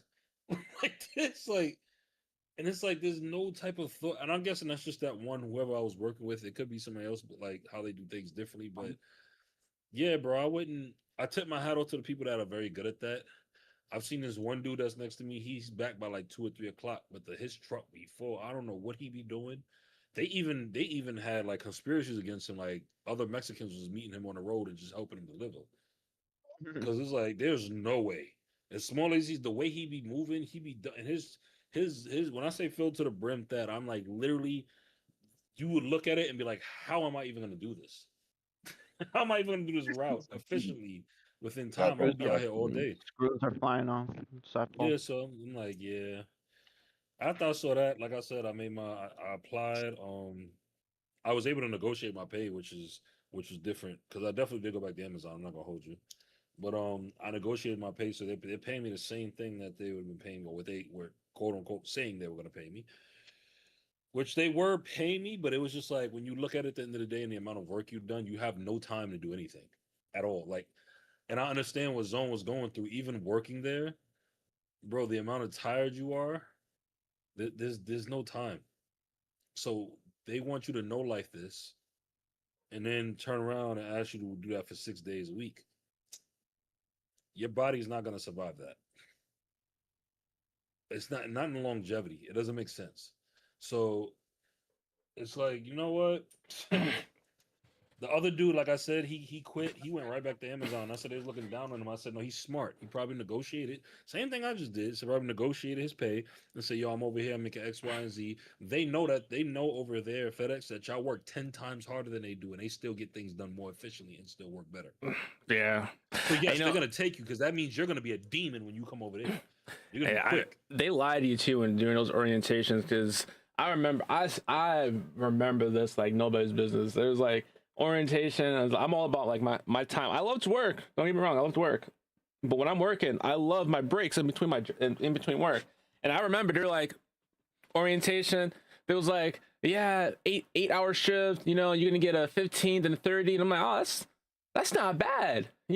Night shift. Man, please. That's not bad at all. I was listening. I was like, oh shit, that was dope. And then I sat there and thought, like, wait. I worked at Macy's and I was an orientation person too, and half the shit I said was a lie to them because that was just like the script, like you had to tell them. So I was like, they're like, the next day you start. No, because like there were a lot of people that joined. They were like, oh, what are you joining for? Oh, I'm joining for school. Oh, what's keeping you here? Oh, I'm joining for school. I'm joining for mine. And they got to me. Well, what makes you want to come and work here? Absolutely nothing. After the presentation, I was honest, like. Nothing's making me want to come in here and work. I'm just being honest with you. I'm just need something to do at this point. Like if you thought that orientation wrote me in, like, oh my god, I'm gonna be your best employee, and the first thing they thought when they saw me, he's big. We're gonna put him in a truck. We're gonna have him unloading trucks because he's a big guy. And that's cool in thought and theory. But as I'm like sitting there looking at it, I'm like, you know what else happens with big guys? You put them in that heat environment like that. we cramp up, Start we get breaking tired. down. Like, Yeah, like, exactly. like, no matter how big we are, our bodies can only handle so much of that heat. And right now, you know, I'm in Georgia, so imagine doing this in Georgia with the heat, you know, and you know, for hours on end. So I'm sitting there. Heat headaches, you start passing out. Yeah, they're like, your first day. All right, cool. The main issue that they have is how they integrate their new employees. That's actually the biggest issue that they have is how they integrate their new employees. That's why their turnover rate is horrible. Very. and- So yeah, you go in there your first day, you're thinking, all right, it's gonna be quick, easy, simple None of the day. Get you know used to the ropes. Bing, bada boom. Nah, you get in there. Hey, first day, you're in this truck. Especially if you're they put you with the unloaders. You're like, you're on this truck. All right, cool. You know, still thinking it's my first day. How hard can it truly be? Like, I had orientation yesterday. Here's my first day here. You know, it's gonna be somewhat. You know, it's unloading. Should be somewhat easy. You know, because it's quote unquote still the first day. End of the day, unloaded 5 trucks. You gonna be here tomorrow, right? The fuck, they had you on 5 by yourself. bro? No, my first day I was on 8. I was on 8 my first day, bro. But there were people that were on 5, and they'd be like, "Oh, you gonna be back tomorrow?" And those people look at them smiling, and I look at those people. I look in their eyes as they're smiling to the manager. It's like, "Yeah, I'm gonna be here tomorrow." And I'll walk over to the manager. They're not coming back. How you know? I can see it in his eyes. You think he's coming back after that 5 trucks? You see him waddling out, like gasping. The skinny dude. You think he's coming back for more of that shit? He's gonna tell you whatever you want to fucking hear, so he can get out the fucking door. He's not coming back. And sure enough, they never came back. And it's like, how do you know? You can tell by looking at them that they're not gonna come back. Like, No, let me tell you how factual that is. One of these dudes said that to me, right? One of the dudes like, they thought I quit because I had called out one of the days. I had to take something to take care of something. And I came back. They was like, nah, I ain't gonna hold you. I thought you quit. I was like, what? Well, what made you think I quit? He said, nah, because you get a lot of them people. They be like, yo, I'm calling out. They never come back. He said they just disappeared. I was like, yo, what are you kidding me? But to hear that, you already know there's a problem, because why is that such a normality? That should never, your turnover or your employee rate of people walking out, that means there's something wrong with your system, bro. Because it should, when it comes to any certain businesses and jobs and certain things, yes, there are realities of what you can and cannot do or what you can and cannot accommodate. But my brain is like, yo, I'm gonna make it the easiest that I can for my employees for them to want to come in, like, okay, I could do this. Like, for them to know, yo, boom, I could do this X, Y, and Z. They don't want to hire helpers, bro. They don't. The first thing I'm gonna say is it's not in the budget. BS. The amount of all these packages, I know how that business works, and I know how you get paid. I know exactly how much you like. That is a lie, because they will sit there and they will cut out everything else for themselves. yeah. And they would be like, yo, because there's like, you're getting paid per package. Each one of these trucks is housing at least 200 and something packages. Because guess what happens if you return with them packages? If you return with them packages and they're not 04 to 07 or anything like that, Or and 10. you just return back them, or they're not returned, bro. He pays $400 and something. The guy at your company, whoever's the head of your company, has Oh, yeah, to they pay take a hit for it. $400 per package. So that means you better be making something on each one that's delivered. Yo, I swear, the missus, when she goes out, because you know she's like a part-timer for them, I swear they be trying to get her all the time, because you know she's going for her master's, and it's like, oh, you know, you got to deliver all these packages or you come in. And I tell her, I said, tell them like this: your schedule's never changed. You're only there to 1 o'clock. Like, if they give you more than you're supposed to be able to handle, knowing what kind of schedule and how fast you move, and they still give you access packages, just bring them back. Don't stop doing why it. she even has that position? Because they can't even. They're trying to hire people and they can't keep You know, anybody. part of the reason why coming she in and has that, out. but part of the reason why she has that particular position is because I put a good word in, because I was helping them out while I was there, and anybody who was a contractor knew who I was, because the big guy, he lifts all the heavy shit by himself, because that's what I would do. Like, all the 150 some packages, I was typically doing it by myself with ease. Everybody like, use the donkey. yeah, they were looking at me like oh, where'd he come from? And I do it and I keep moving. Like, I was like, to me, it was like a workout in combination. So I'd lift them up, put it where it needed to go, and I just move on to the next thing. And they're like, So like people would Right. stop me and thought I was a manager. I don't know how many times like, yo, can you get me moved over here? And I look, I'm not a fucking manager. They stop and look. I'm like, Bro, what do you mean? Here's the thing. Like the managers are taking orders from you. Yeah, I know. I know they are. So here's the thing, bro. This is what I'm saying. Like, out of everything that I observed at that location, like I said, put in my applications, had one I was answering, and this is the most efficient I'll say Amazon has definitely been on point with. I ain't never seen nobody answer and get paperwork done and get things to you so officially. This is the first. I'm being 100% honest. The way they did, I was like, oh damn, y'all got everything. I ain't even have to. Like, I talked on the phone, said what I need to say. Okay, what's your credentials? Boom, I already got my DOT. I already got my all this other stuff. Which I'm gonna take that from FedEx. Yeah, like once I have it, y'all paid for it, and I got it now. So that sticks with me for a year. I don't gotta go back, for another year to get another DOT license, whatever the case may be. So, yeah, I got that. I got this, that. All right, cool. They hear the experience.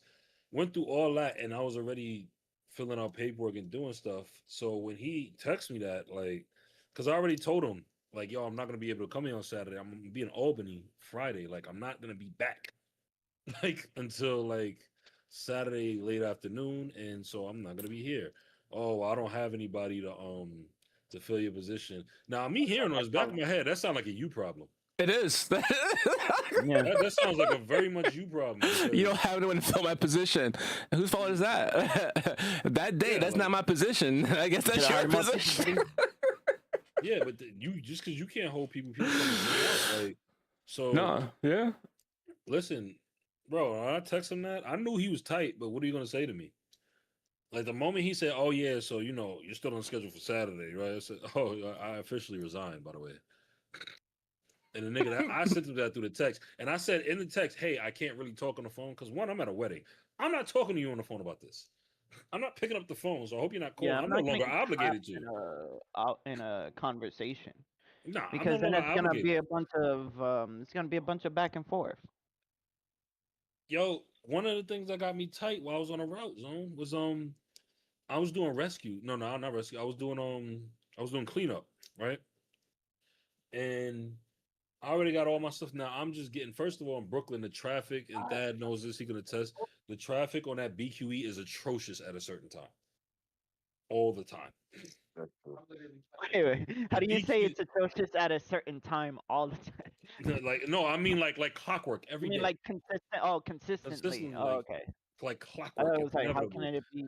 It will at take time? an hour for a 20-minute drive Oh my god. on the BQE. The BQE is never fully fixed the way it's supposed to be. They've been working on Of the course, BQE it's since New I York was a City. child. It's called York City, milking a buddy. contract. That's Before what it is. that, it was before that too. Before we was even alive. Yeah, Yeah, like what? it's all like, oh, what am I Like I'm paying I'm taxes about to get for? a hard hat and just start working with y'all myself because this is a problem. This is annoying. Like I Yeah, like let's I get this done, I bro. never. So like, yeah. Community spirit. Let's go. But bro, I just get there to start my route. Mind you, when you do cleanup, you gotta wait for all the drivers to leave first. So you're the last one to leave. Cool. You don't have to, because I'm cleaning. I'm literally picking up whatever packages they can't fit on their truck. I'm taking all of that and I'm delivering that in another truck. So I'm the guy that's just jumping all over the neighborhood in different locations that day, which is fairly enough. I'll be honest, that's the easiest one. That's the easiest job, being the cleanup guy, because you're literally done before everybody. Like it's really nothing. You got like maybe 10 stops in the back of your truck, because it's just sometimes the only thing is the heaviest packages. So it's just stuff like pizzas that they order, like big packages, but it's cool. So I get out there. I ain't even start on my first stop yet. Here go this dude. One of the managers called me. Yo, can you stop by? What's his name? Can you stop? One of my coworkers. He just 07 the alcohol package, which they have to sign for, and but the person called me and they're complaining. They said that they're there. So I'm like, okay, I didn't even start my route yet, but sure, like whatever. I go up to this dude because this is one of the first ones that left already at like 9 something. I get to him, I find him. He's walking out of a deli store. I'm like, yo, what's up? Like, you need me to pick up a 07 that you did for the alcohol package. He's like, oh, he sent you over here for that bull? He's like, listen, the doorbell don't work on the building, all this stuff, right? Then he opens his truck and shows me homeboy's almost done with his route completely. Like literally, he's like, oh, I got one street left. I said, so Damn. why is he calling me to come take something from you that you could have just been to spun the block on, and I didn't even start yet, but you're almost done. They can see that on the computer. I don't know why he called you as you do. So I call him back. I'm like, yo, Nick, he's almost done with his route. Why are you calling me to come pick up a package from him to go deliver it back? Like he's literally right near the street. Like, wow, I'm asking you to do it. So I'm getting tight. I'm like, yo, I'm trying to do math because I'm like, that doesn't You're make not my sense. dad. Yeah, no. He's just the manager at the point, but I'm trying to make sense of this, and this is not like I said. My brain is No, mad but that's what analytical. parents say. No, yeah, but I'm mad analytical, so I'm like something not making sense, right? I do it, but then I'm like, and that just wasn't sitting right with me. So I called somebody else, and I asked like one of my other coworkers, like, "Yo, I explained the whole situation." He said, "Oh yeah," he said because he knows he's not gonna do it. Oh I'm God, like, "Whoa!" I said, that "So who is the, what hold on, parents say. I swear. hold on." I'm like, "So who the fuck is the manager? Him or the other guy?"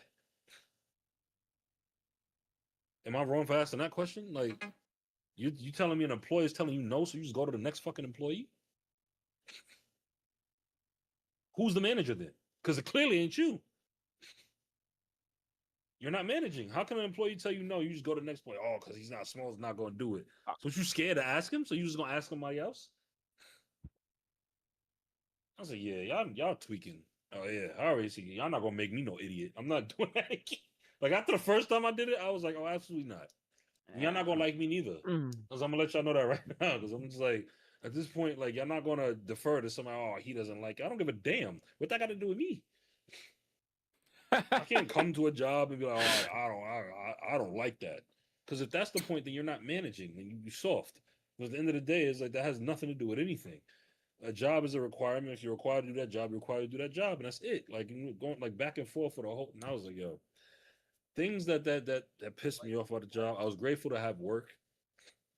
I was grateful to be able to work, but I made a swift exit. I wasn't even there a whole month. I'm like, yeah. Yeah. So But good for yo, you, Dad. Good for you. listen, I just know one thing for sure. I definitely, I switched jobs. I left that shit alone. I got tired of doing that moving shit. I couldn't do it no more. Oh, you switched Like now? not to make it. Yeah, it's fucking cold. I can't keep doing that shit. That's when they I'm gonna not. call you the most when they want to move No, it. nah. They started having fucking double jobs once soon as it started getting cold. I'm not for that shit. It's not happening. It's not I'm happening. too I'm out of frail here. for this shit. Nah, fuck trail, nigga. That's cold. I gotta move shit, So and I we're just gotta be more saying the stealth. cold to make you Nah, brittle. brother. Anybody Since I started working there last January, all right, I've hit my fucking hands on shit. I've hit my shins on shit. I've dropped shit. you can't I've afford to do fallen. that. I've hurt my wrists, shoulders, back, nigga, Look at legs. that body built like an Nigga, iPhone. You gotta be careful. it's nigga. I am good. I'm done. I'm done. I can't do it no more. Bro, I, the I first I'm done with dad, that shit. the first week, the nigga closed the middle door on my hand, bro. In the truck. Oh no, There's a nah. little mark in the middle of my it took off skin. And I was like, yo, I can't make this up. I've had boxes fall on my knee. That's just like from mad far, like heavy as hell. Bro, and I'm just in the back of the truck punching everything because I'm angry. Nigga. You know how I look like? I look like this Listen, dude off a Men in nah. Black. I was tweaking in Yo, that truck, the alien. listen. He's like, I'm trying to break the thing. When I tell you, Yo. as the nigga that is the smallest person on the job, they've had me carry at least 6 pianos. All right, I am good, nigga. If I dropped anything, broken anything, bumped into anything, mind you, if it wasn't even me who did it, but because I'm on the job, they assume that I was the one who did it until they hear other shit or certain specific things. Oh yeah, Like, you clip. nah, fuck just clip, bro. They would have if something got broken, dented, anything, right? And nobody said anything whatsoever. They still would find out later on because somebody called. They would not tell you that this is what happened. Who did this? To ask any questions. They just assumed and they started taking money out your check. That shit happened to No. me 3 different times for shit that I didn't do. And then it was certain shit that I had to literally explain, like when I found out, like, hold the fuck up. That's a driving situation, nigga. I don't drive. I'm just the mover. What are you talking about? How can you say the truck hit something and that's my fault when I was literally not the motherfucker driving? That was while we was in motion. So how you blaming me? You the scapegoat. Yeah, Nah, very much. I'm done with that shit. That I happens was though. done. So we need to It face the blame, happens. and you look guilty. Ah. Nah, nah. I'm good. It's time for me to get up out of there. And it's not like I could get like y'all giving me a motherfucking jacket or some shit. Y'all mad if I wear something that covers your logo. No, I can't wear nothing hooded, but it's cold. I can't wear a ski mask, obviously. Even if with my face out, it's a problem. But I could cover my ears. Bitch, I don't want to wear no motherfucking earmuffs. What the fuck are we talking about? I want to be inside somewhere chilling. They If got that that's the same case, law up there where you can't wear a ski mask in North Carolina. I I know they wouldn't have it down even try here. You to, can't wear a bro. shicey mask down here. It's I considered a wouldn't even, federal law. I wouldn't even try to because of the fact that I'm black with dreads, my nigga. I cannot do that. I can't do that shit.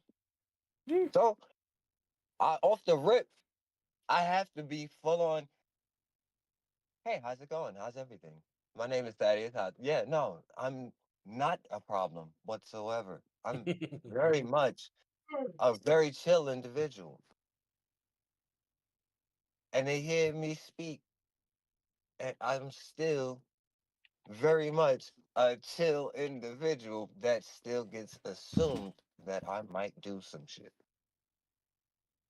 because I'm black with dreads. And then they hear I'm from New York, Brooklyn. Oh shit. Well, what made you move down here? Well, I was looking for a better life. That's all. That's all. You Still see that? in? I'm still looking for a better life. No, you sound like Butthead when he gets all intellectual. I'm looking for a better life. That's it. Like nothing crazy. Like I just want to be able to be comfortable, take care of my bills, live life, and be able to relax. That's all. Take a vacation every now and then. Mhm. Oh yeah, Know FedEx what I'm don't saying? give you paid vacations. They Huh? don't do that, bro. They don't give you no paid vacations. Oh, I believe it. I believe it. Guess what? I get no paid days, no sick days, No, they give you like 5, no but like no any health other job, but insurance. I was no, no getting no nothing. nothing from the moving company. So yeah, fuck that shit. Like, I'm glad. I'm glad I'm done. I'm not gonna So what do hold you? it. So what are you doing now? Security. I'm just chilling in a booth. Smarter. Mm-mm. Yep. Get paid a little bit less, but more consistent work. So it is what it is. It's not the same kind of work that I was doing at all. But it's not the last stop anyway. So Mhm. No, you That's get all your that security matters is license. that It's you're a not lot easier. stopped. huh? Mhm. Go ahead, I What Todd. you said you say, can get Tom? the security license and you can get a lot more too. Like Oh in yeah, that no. field. I'm getting my license for sure. I literally already have the paperwork and all of that shit. So I'm not worried about that part. It's the you know what I'm saying, just being able to make something or have something consistent and not when we feel like scheduling you or I'm gonna schedule these people that I like to go on the trips that I know is gonna put at least $700 extra in their paycheck compared to you. And I'm gonna make an excuse of, oh, I thought you had something to do with your family. I thought you were home not feeling it. I was like, hey, my nigga, what the fuck? So, all right, cool, no problem. No problem. I respect that. I noticed the same thing. I'm not going there with the intention of, oh yeah, I'm gonna just be there. No, I'm gonna go do my fucking job. I'm not gonna be sitting there just trying to chill and not do shit. My pop said I'm you going. being a day day. I'm being a data is crazy. Guess what? I'm not gonna be top flight security, my Bam, nigga. we got action.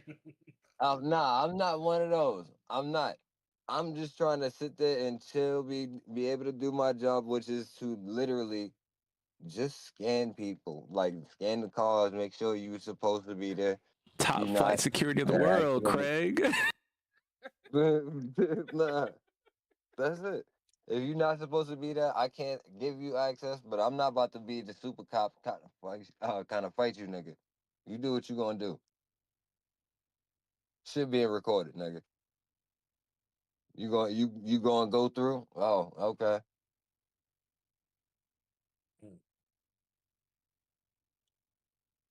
I'm chilling. Nigga, I ain't got no time for no bullshit. I'll tell you that right now. I'm not trying to be I'm super cop for nobody. You do what you gonna do. All right, here's one. Pete, you do security.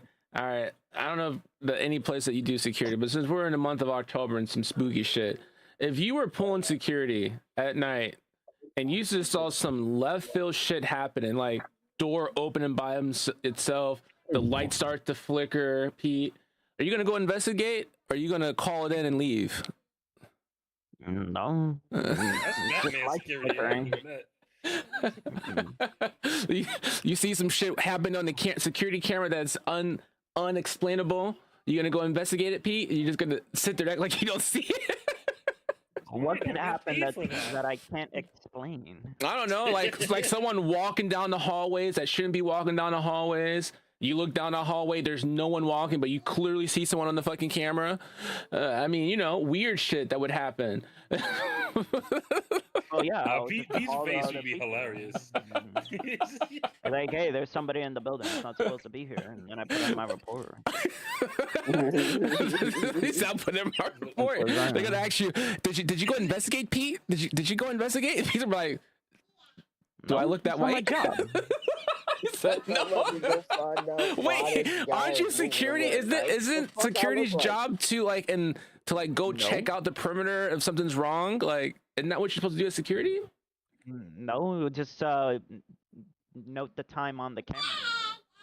Oh. And if it's like an actual crime happening, then we call the Call police. the authorities.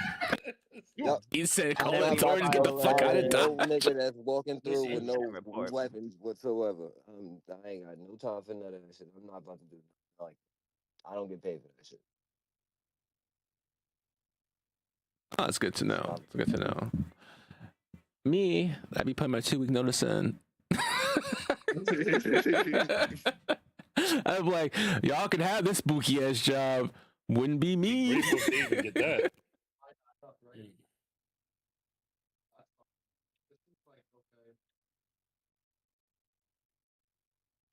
Yeah. Fleet not about to play with nothing. I was about to say, it got quiet more fast. No, it was so. I was just about to ask Reptar what would she do in that situation. Which one? Because y'all said about 5. All of them. I mean, well, I had 2 stories. You know me and my stories, because I was dead about to go take my shower in like 3 minutes. But in terms of people not getting paid, this just happened to me over the summer, and I was doing like a summer job with the same school I'm at, but it was a different role that I was enrolling kids for the fall. And it was only from July 7th, I think it was, to like August 31st. I mean August 1st, excuse me, not 31st. Whoa. So with that, got to meet family. Some of them are, in our program now for after school, which was great. Because I was vouching for like, look, if you come to after school, hopefully you get a spot, you'll be able to do X, Y, and Z. So I was supposed to get paid 30 an hour. First things first is, how do I have training with no offer letter? And I'm like, I'm not doing anything until I see the offer letter because I don't know if I'm actually getting paid this money you're talking to me. Yeah. So with I waited almost 2 days for this offer letter for me to get thrown into the fire the next day. So I didn't even get a full training per se, but I got enough to be like, you know what, I can kind of figure it out. So I know how this the works. first, yeah, I was like, after the first 2 weeks, I saw no money. I was like, okay, what's going on? Because I signed the offer letter now. I can prove that I get this money. And they were saying that HR was having issues and problems. I said, I don't care. I want my money.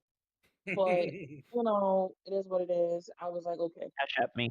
One of the teachers, one of the other teachers was like, this happened last summer where everybody got paid at the end of the summer. I was like, fine, What? we gonna go with this. And look, hey, wait, you gotta wait for the whole story. So I'm like, you know what? Cool, whatever. And mind you, I wasn't mad per se at the job. I loved who I was working with. I loved my bosses. I loved where I was. The environment was mad cool. So I'm gonna go above and beyond for people that I feel safe, if that makes sense. So I did all the way up to August 1st, because technically I was Fuck. done on the Man, 30th. that would have been a nice clip. I was done like towards the end of July, but it was like, you know what, you can work an extra week if you want. It's up to you. I said, fine, I love me some money. It wasn't until that third week that I saw no money. I said, listen to me very carefully. I had to pay rent. I have to live. What are we doing? So the next day, the actual payday, because I usually get paid 2 days early. The actual payday show up. I didn't get paid. Went to work and everything. Come to find out, from the higher ups, literally the freaking CEO, all the way down to us peasants, did not get paid. That Oh, includes the HR that's a people very that big didn't red pay flag. themselves. They didn't pay Mm. themselves, including the people that's They supposed ain't to got get no paid. money. Nope, it's not even that. So what happened is, when they did this routine cleanup, not a routine, it wasn't a routine, but they called it that. Routine cleanup of the website, it messed up the pay. It messed up the payroll. So literally scrambling all of August 1st, my last day of being in the summer, all the teachers and us was gathering together to walk out. We was about to do a mass exodus. So as soon as, literally, even my boss I was working with the summer, she was like, take your time, because you're not even, we all didn't even get paid. I was like, fine. I was honestly chilling, did little things here and there, but not nothing crazy. But then by like 3 o'clock, they get paid. And I said, well, okay, I'm not getting paid, but she got paid. And I said, well, I didn't get nothing. So it wasn't until I got home that night, well, that afternoon, and I was chilling, still getting the money by like 8, 9 o'clock at night, maybe pushing 10. I finally got my whole paycheck, and they took half of it in taxes. I was like, wow. So I basically got paid the same amount because the rest of it went to taxes. It was Mhm. insane, because I saw that thing go from 2 comma, no, from 1 comma to none. I said, this is crazy. So that's one of people not getting paid, because the end result was all of payroll got fired before the school year started, and they had nobody to run the payroll. So now they're still scrambling to this day, as I'm speaking to you guys, of the scrambling payroll. I made sure that I called these people and said, look, I'm going back to my other job, my first job under y'all. please make sure that my role is right, because if y'all pay me stuff and y'all take money back, I'm gonna be pissed and I'm gonna really lose my mind on this phone. So please make sure you fix my stuff. And so the guy was like, thank you for your honesty. I'm about to say, what honesty, nigga? You was about to fuck up my pay. I already know what's about to happen. So he was like, thank you so much for letting us know. We changing it right now. I watched him do it. I literally sat there and watched him do the live chat where they move your mouse and everything. I said, please do, because I don't want any problems. My poor coworker is still going through it. They still got her thing messed up so bad that she's still under the summer hours with the summer pay. And they're about to take money from her. So to this day, this stuff is messed up. Sounds like a And then lawsuit. no, she already said it's scandalous and it's criminal. It's given recess with the Ashley. Scandalous. So with Cool. that, so part two to like discrimination in terms of like what people had to do in terms of, like you said, the ankle monitor with your coworker at the time. I messed up my no, I wasn't messed up. I didn't mess up anything. My arches collapsed in my feet when I was doing an internship. And I had a boot on one foot because it was my right foot that got messed up. So I'm literally in the boot because I chipped the bone and everything. That's how bad my arches fell.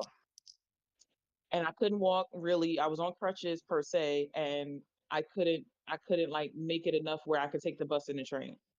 So for my internship, I was supposed to be there 10 o'clock. I didn't make it there till almost like 11:30 because of traffic, and it was all the way in Harlem, like 125th Harlem. And I get in there, the intern boss at the time, who used to work for Diddy. I don't know if he's caught now, but here we are. And he basically put me in as like he put me on the spot to embarrass me or shame me, and said, and you see people don't be coming in on time. I don't like this stuff. This is what I'm telling y'all. Don't be like her. I said, what? And I ignored him because if I said anything, I was gonna hop my happy ass right back in the cab and go home.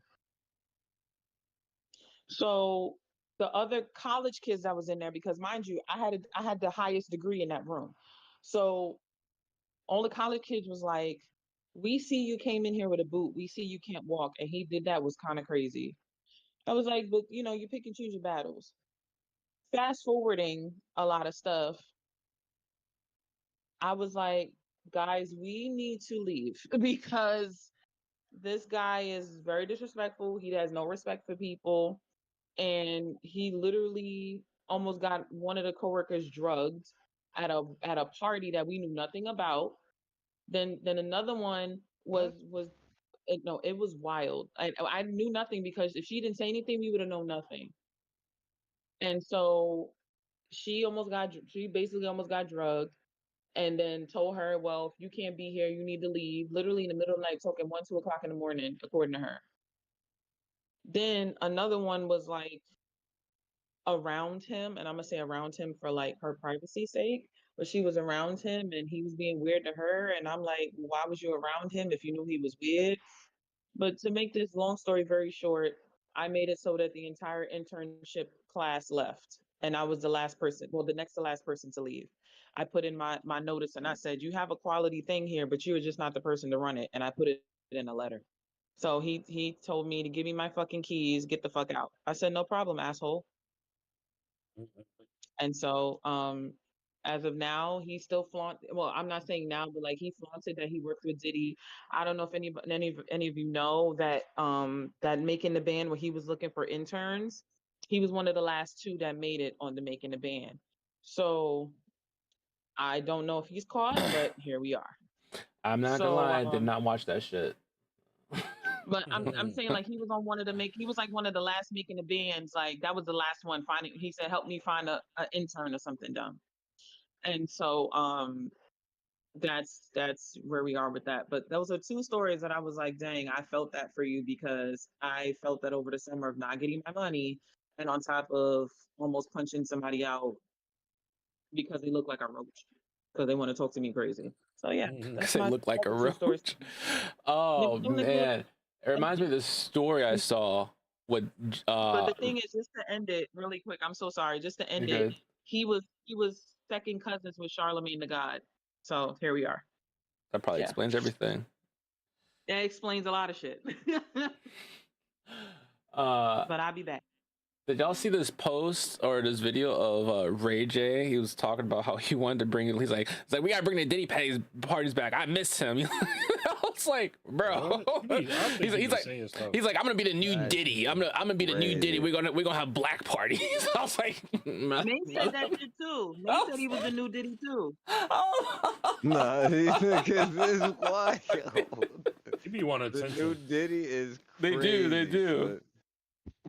I think that's why Nah. he The was guy saying who stuff was he was okay doing. with his girlfriend releasing a sex tape wants attention? Nah, no way, bro. He also said that who is it? Kris Jenner, known as Caitlyn Jenner now, I guess, was there and filmed the whole thing. I was like, that is mad No, weird if he no, was. those are two different people. Whatever the guy's name is, Bruce Kris Jenner. Jenner Bruce Jenner. is There we go. Caitlyn the Jenner now. mom. Yeah. Yo, there's too much shit going on for me to keep up with all that shit. Yeah, When they say I- keep up with the I Kardashians, I don't part. keep up with Like- them. I don't keep up with them. I'll tell you that right No, now. yeah, I get it. Clearly. I'm okay, man. Yeah, no, Clearly, I don't keep up with them. Oh man. All right. But Anybody has anything else? Work horror stories,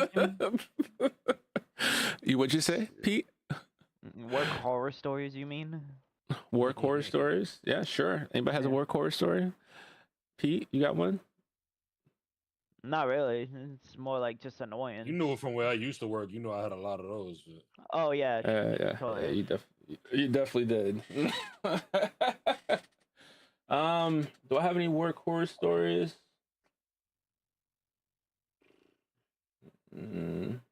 Nothing that's worth really mentioning. No, nothing that's worth mentioning. I mean, I have a funny one, but it's not a work horror story. So those know I live in an area where there's like an HOA, and I have the distinct pleasure of being on this HOA board for now. But I've been trying to step down, and I guess we had some people who were trying to, I guess, step up, and I guess they sent it on Facebook.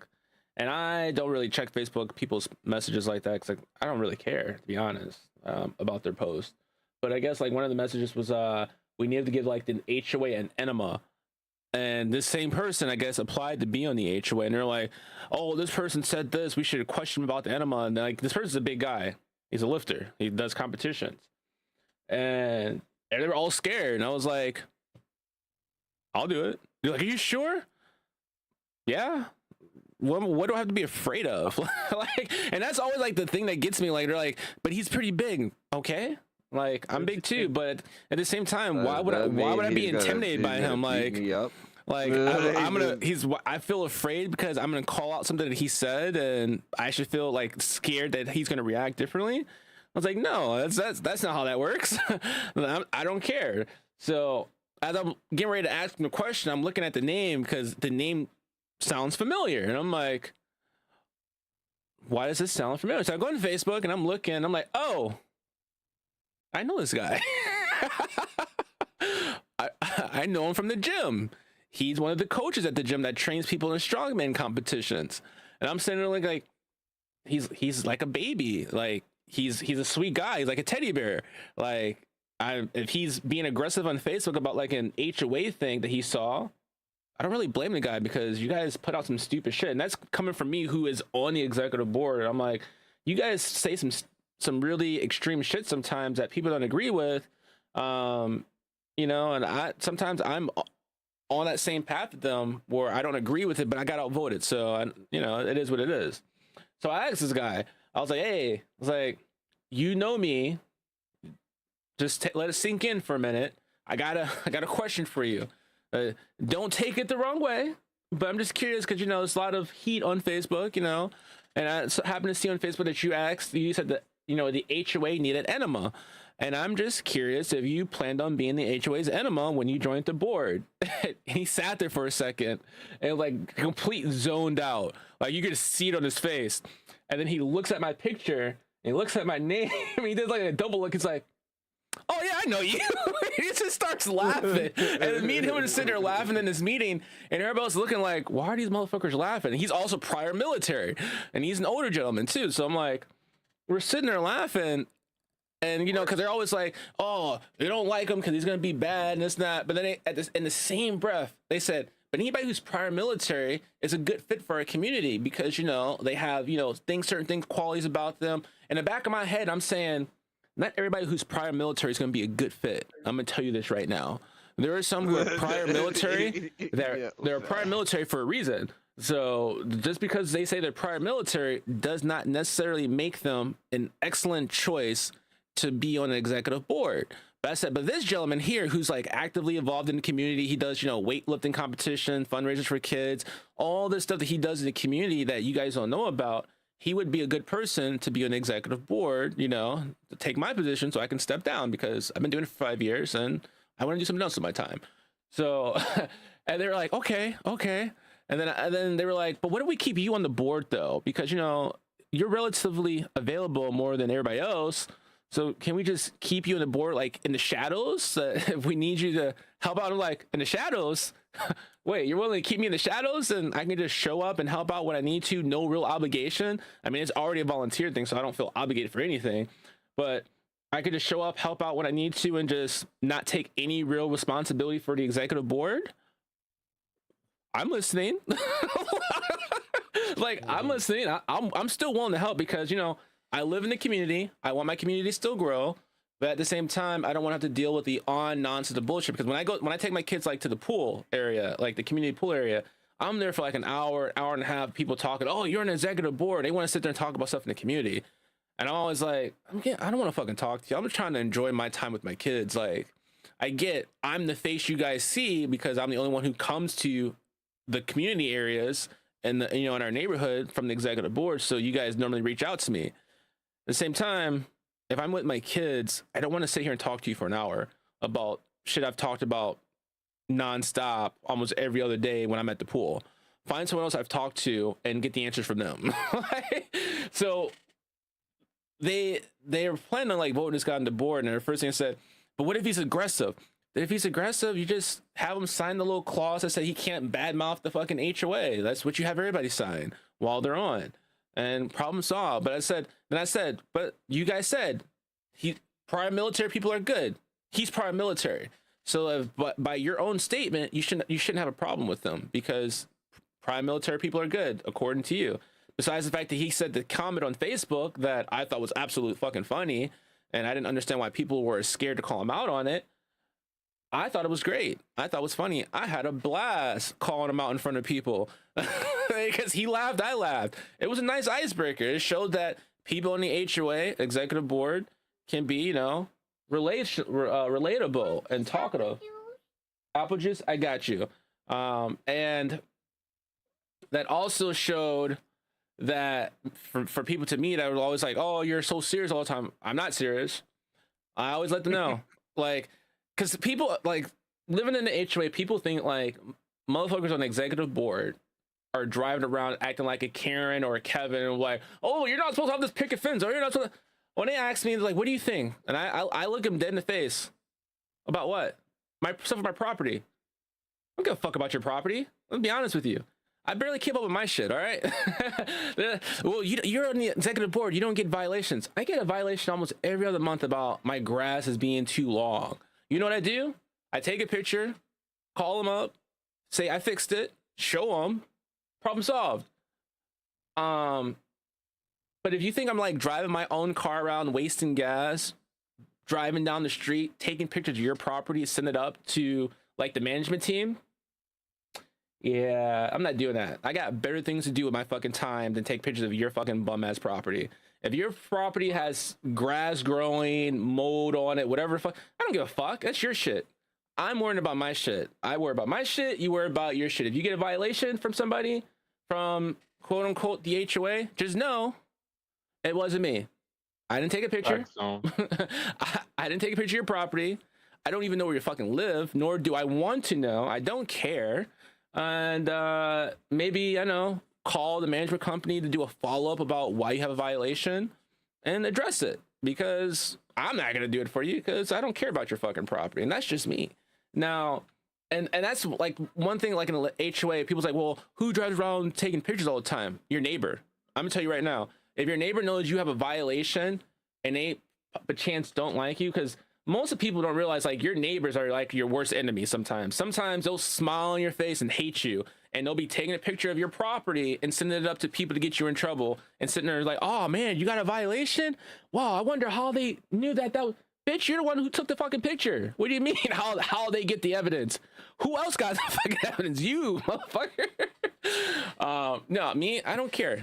I personally don't care. If your grass is growing too long, you have too many things in your front yard, or you park on the street. Now, mind you, the city says you can't park on the street on an area.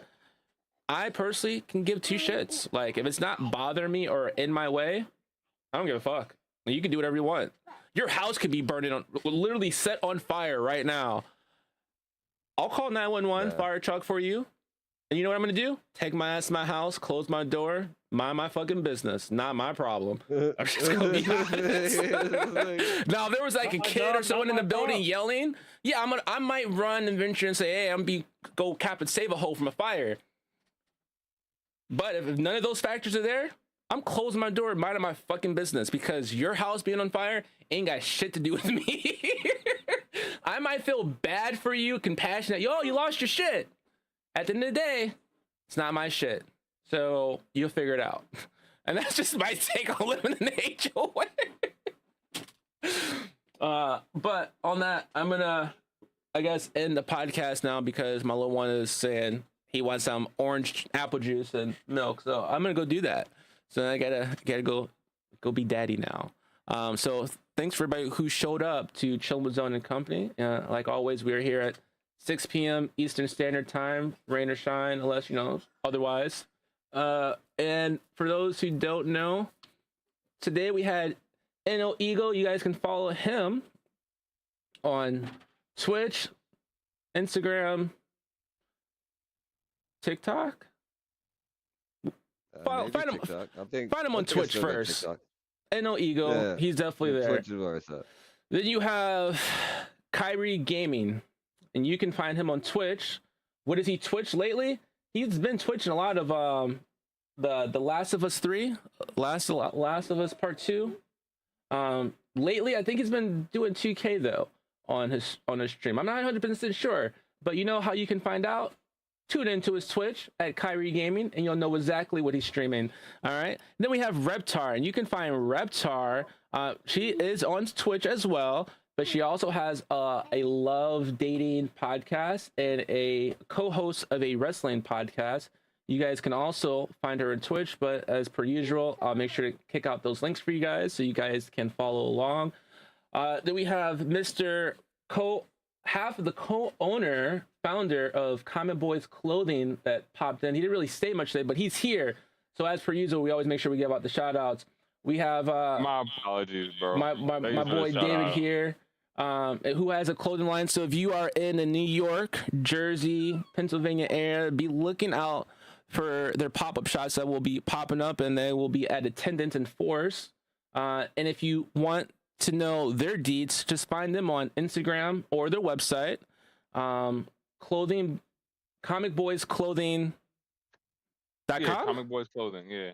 ComicBoysClothing.com, yeah. Yeah, and sign up for their newsletter to find out, you know, when they're going to do a pop-up shop or any other cool new designs that they're going to be kicking out. Definitely worth a look at. And then we have Mr. Peter, and Peter is on Twitch, but you know, Peter is also an inspiring filmmaker and writer and producer, jack of all trades, to be honest. He has a lot of great talent that hopefully he will be able to showcase in the near future for you guys to all check out his amazing craft. So hopefully in the near future we'll have some more details on Pete's projects, and we'll keep you guys informed and, you know, in tune to it, because I'm sure he'll be happy to share that with you guys as it, you know, his dream comes a reality. So look forward for all those. And like always, we're here for a short time, but a good time. But all things come to an end. I used to work here. I'm sorry. I used to work here. Until next time, we'll see you next Sunday. And if you are a regular, I will be back tomorrow for my late night streams, Monday, Tuesday, and then again on Friday and Saturday, and then Sunday. Till then, you guys stay frosty, and we'll holla at you. Thad, Ego, any? Yeah. Mhm. Nah. No, Nah, not tonight. this Not time. tonight. Later. Later. All right, stream. Thanks for tuning in. We just ended the podcast, and we're gonna end it here. Oh. What kind of shout out you want for my pops? He wants a shout out. If you are in the Chicago area and you are looking for a pre-owned vehicle, or if you need your car to get towed or get jumped off, he is the man to go. He has a tow company called Leaf Recovery. His details of how to reach him and get a hold of him in that area will be provided at a later date when he gives me the correct information to provide to you guys. So, like always, it has been real. If you guys are my regulars, I will see you guys tomorrow night for the Monday gaming night. What will we be playing? Only time will tell. You guys stay